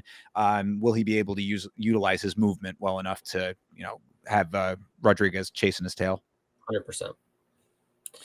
Hyder, Oof. love this. All right, Hyder Emil versus Jose Miguel Delgado. Jose Delgado, You should remember yeah, him. Contender Series. yeah, This dude's a contender fucking series. Yeah, killer. yeah, I Yeah, do remember him. Versus Hyder Emil, who is legitimately a killer as well. So this has potential to be a bit of a banger. No, I think Hyder Emil at plus money is good because Jose Delgado is somebody who's a very rangy fighter. He's very tall and he has power at the range. Hyder Emil is somebody who can overwhelm you and get into the clinch and maybe get some sort of control time racked up and make it dirty. Will Jose Delgado come out here and starch Hyder Emil? I don't believe so, but that lends me to believe that Hyder's going to be able to grind out a win by decision because that's just what he's been doing lately. yeah, and I mean, this is going to be a good test to see if Delgado can hang in that department. I mean, because if Mhm. he's doing a lot of rangy striking, then he's got to be able to do what Oban Elliott wasn't able to do. I mean, Right. get yourself out of the briar patch, so to speak. So, yeah, I mean, I got to believe that based on what I've seen so far from Hyder, like this is to me would seem like a bit of a favorable matchup, even if it is a dude who's tough, but it is a guy that's just making his beginning here. Hyder young in his career too, though, so maybe a Yeah. bit more even than I'm giving it credit for. Either way, I've seen greatness out of Hyder. Delgado, he's got a little bit more to prove, but he could prove it here. So this is True. a tough one. Yeah, I agree. I think I want to go with Hyder just because I've been representing my boy for a while now. But man, Jose Delgado, he might be something crazy, and I do not doubt if we see something out of him, it's going to be electric. You thinking finish on this one? Not from Hyder. I think Hyder is gonna come out here and decision him. I think Jose Delgado, it's possible he gets overwhelmed, gets taken down, and then doesn't have the energy and the spunk that he started with to be able to come out here and just lightning finish. But I could be wrong. I thought this was actually a lot bigger of a disadvantage here. I thought it was like 5'7" to 5'11", but 5'9" to 5'11". Okay, Hyder Emil might have a better chance here than I thought. I didn't realize that Hyder was 35. Yeah, dude, he's a fucking old guy. Yeah, Yeah, I but did but not he's a realize Chad, that. ain't he? Yeah, oh, yeah, absolutely. With the cardio that he's got, I mean, the dude is Yeah. a fucking ball of energy. He's the But tornado, right? if he gets fucking finished, I mean, a 35-year-old, he's never been well, he's 11 and 0. He's never been finished. So would we be surprised if a 35-year-old gets chin checked? I don't think we should be. We'll see. Hyder Emil does eat some shots though. In all of his fights, he's eaten some shots. So True. Delgado KO is live, guys. Oof. Yeah, I mean, if your book has one of those specials where it's like Hyder by decision or Delgado by finish, or Mhm. by knockout, that would Yeah. be, I think that would be a pretty good value there. But yeah, this would probably be one that I might even just stay away from as far as betting goes, because well, it's just everything we just talked about, like, does not Mhm. lead me to any strong opinions. Right. So. All right. Viviane Araújo versus Tracy Cortez. Tracy, who has been a tremendous letdown in the past, versus Viviane, who is um, okay, I would say. I think this is the perfect time for me to say Tracy's gonna do her thing and get this win, but I could totally feel a check coming from Aruja. Uh, I don't think I want to put money on this one because Tracy, she did only lose to Rose, but Rose is not fucking good, guys. So I don't know. Tracy's, we'll see. I don't know if I want to put money on this one, but I definitely won't put money against her. But I am skeptical that she'll get this one done. Over 1.5. There you So, go. come on. But yeah, no, Tracy, like I said, she's been a bit of a letdown in the past. I think that she's one of those types of fighters to me that is like a tough. She's one tough chick, but like doesn't have all of the pieces to be a great fighter. You know what I Mhm. mean? Like she's got the will to be a good fighter, but the technicality and the skill just doesn't Right. match up to that. So I could certainly see this going Araujo's way. Um, yeah, I would probably. I mean, I'll tentatively say I'm going with Araujo on this one. But that's just based on like fight over fight. But again, we got a lot of fighters that are later in the years compared to other ones. She's 38 years old. With women, it doesn't matter as much as I've said in the past. But yeah, I don't know. I'm still riding with Viviane on this one. Again, it's just because Tracy has never really impressed me, to be perfectly honest. Yeah, I hear you. And next up is Terrence McKinney versus Vyacheslav Borshev. I love this fight. This is one where Terrence McKinney could either get the first round knockout or get flopped on his ass, which seems to just be his MO. I would say this one's gonna be either first round finish for Terrence or it's gonna be a point decision by Terrence. Probably. I don't think Borshev's got this anymore. No, I No. mean 8-5 at this point. Yeah, those losses are starting to creep up pretty heavily for him. I like Vyacheslav Borshev. I actually him versus Nazim Sadikov went to a draw because it was such a close And they good fight. danced together. And they did dance together. I love that fight. That's one of my favorites because it was a really good display of two guys laying it all on the line and then celebrating with each Oh, other. I didn't know you liked people who laid it on the line. Interesting. Oh Continue. Tell my me God. All more. right. All right. Well, Terrence McKinney's certainly one of those people. He goes out there and runs face first into kicks and and sometimes is able to Yes. be first with those attacks. So, yeah, Vyacheslav Borshev. I mean, does he not have it anymore? I don't know if he ever really did have it to begin with, but he is tough. I could see this maybe going a little bit deeper than round one because Terrence McKinney is always known, it's like round one is win or lose for him generally. He's like all balls to the wall from the jump. Might as Will well be Hamza, buddy. Yeah, pretty much. It's not an unfair comparison. Will Vyacheslav Borshev be able to be overcome that way? I want to believe no. I want to believe that maybe he's going to be able to at least make it into the second round. But when you said McKinney by points, I was like that does track. Yeah. That sounds like it could be the case. So Nobody's expecting it because he's obviously the first round guy, but I think the numbers should be really nice for you. yeah. So I'll go with Terrence on this one, even though he's another person that I've been like, never again am I betting on Right. Terrence McKinney. But yeah. And All he'll get right. snubbed or something, you know. Yeah, and then that very well could be too. So keep that in mind. But all right, yes, the Florida man himself, Cedricus Dumas, back again, fresh off of his last arrest back in the octagon versus Jackson McVeigh. Who is Jackson McVeigh? Who cares? That's not the important part. Did you know that he actually confirmed that he was hiding in a dog cage when the police found him? He confirmed that himself. Honest, he was on the video. He's like, "Oh yeah, fuck yeah, I was hiding in that cage, dude. I don't want to get caught." Like, you know, Wow. All right. I mean, that's great to know. No, I did not he's know one that. honest guy, you know. Yeah, well, he's one honest guy and certainly one dangerous guy Does he outside of the know cage, that that is. dog cages normally have holes all the way around them? So he's probably not the brightest one. That would also be probably an accurate assessment of Cedric Dumas. I would agree. Mhm, mhm. Okay, either way, That yeah, being said, so probably it's a feeder fight. I mean, they obviously gotta get our boy back on the win column, or they're feeding him to an upcoming prospect who's about to just murder him, and they're gonna send him back to house arrest or whatever.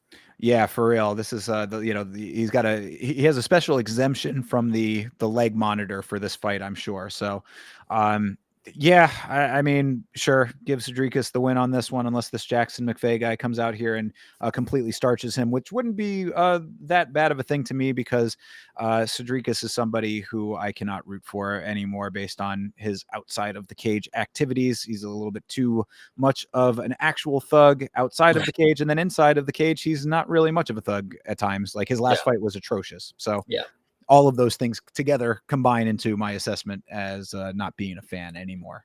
100%. Jonathan Janice versus Alvin Hines, yet another person who has no picture on ESPN and a name that I do not recognize. They See, found him down the street doing drywall. This is Denis' way to get back into the win column. Easy does it.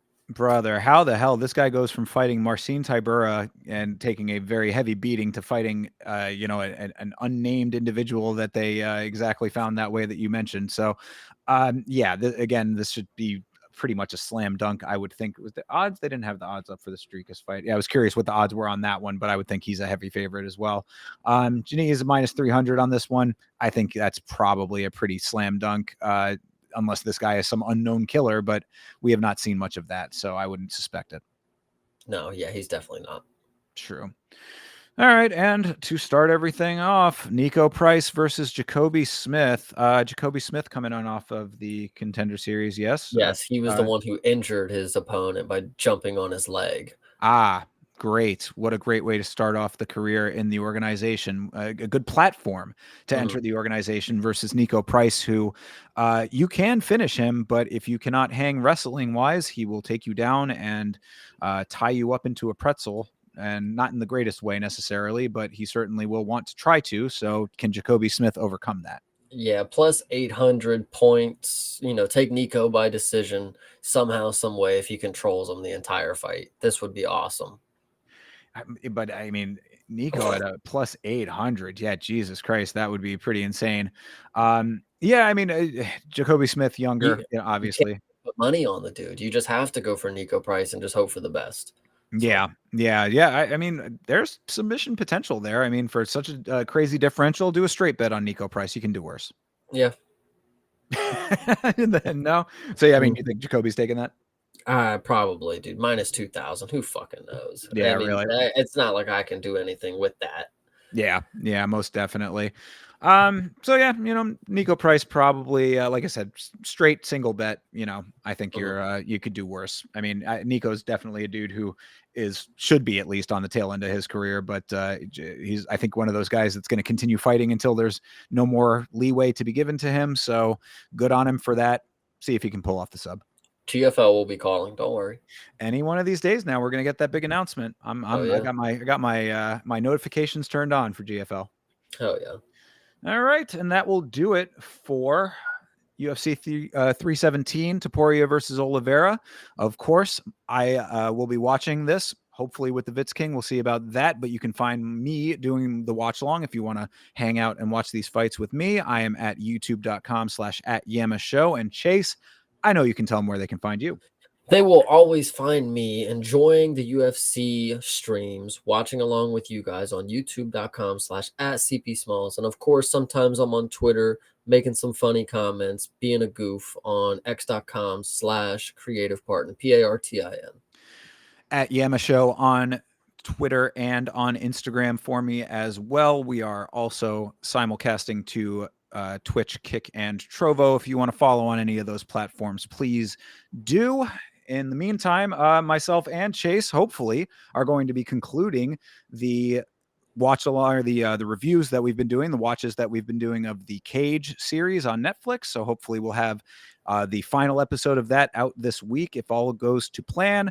I will also be doing a live watch along of The Ultimate Fighter tomorrow night. And Chase, you're going to be doing a rewatch. Yeah, I'll probably most likely a rewatch on Wednesday. Yeah, for Tough. Yep. Oh, there you go. So watch along for those as well. And I'm in the early stages of doing a follow-up video about something we did not mention on this show, the vacation of, or the retirement of the heavyweight champion, John Jones. But I am working on a video about that. I got the script kind of formulating at the moment. So at some point you might see that. I think it's fitting. I mean, that's exactly how Dana just dropped the news to us. He just went to the press after the fights and he was just like, "All right, John Jones retired. Tom is now the heavyweight champ." Yeah. Question. Like, so. Yeah, exactly. Yeah, no, I love him or hate him. I actually think that Ariel Helwani's tweet about that was spot on. Saying that kind of because of this wild goose chase that we went on for a year and a half, it all ends in a in the middle of the night in Azerbaijan. Yeah. Yeah. So keep an eye out for that as well. And anything else coming out on the channels, we will be here for you. So in the meantime, everybody have a great rest of your night, great rest of your week, and as always, fight on.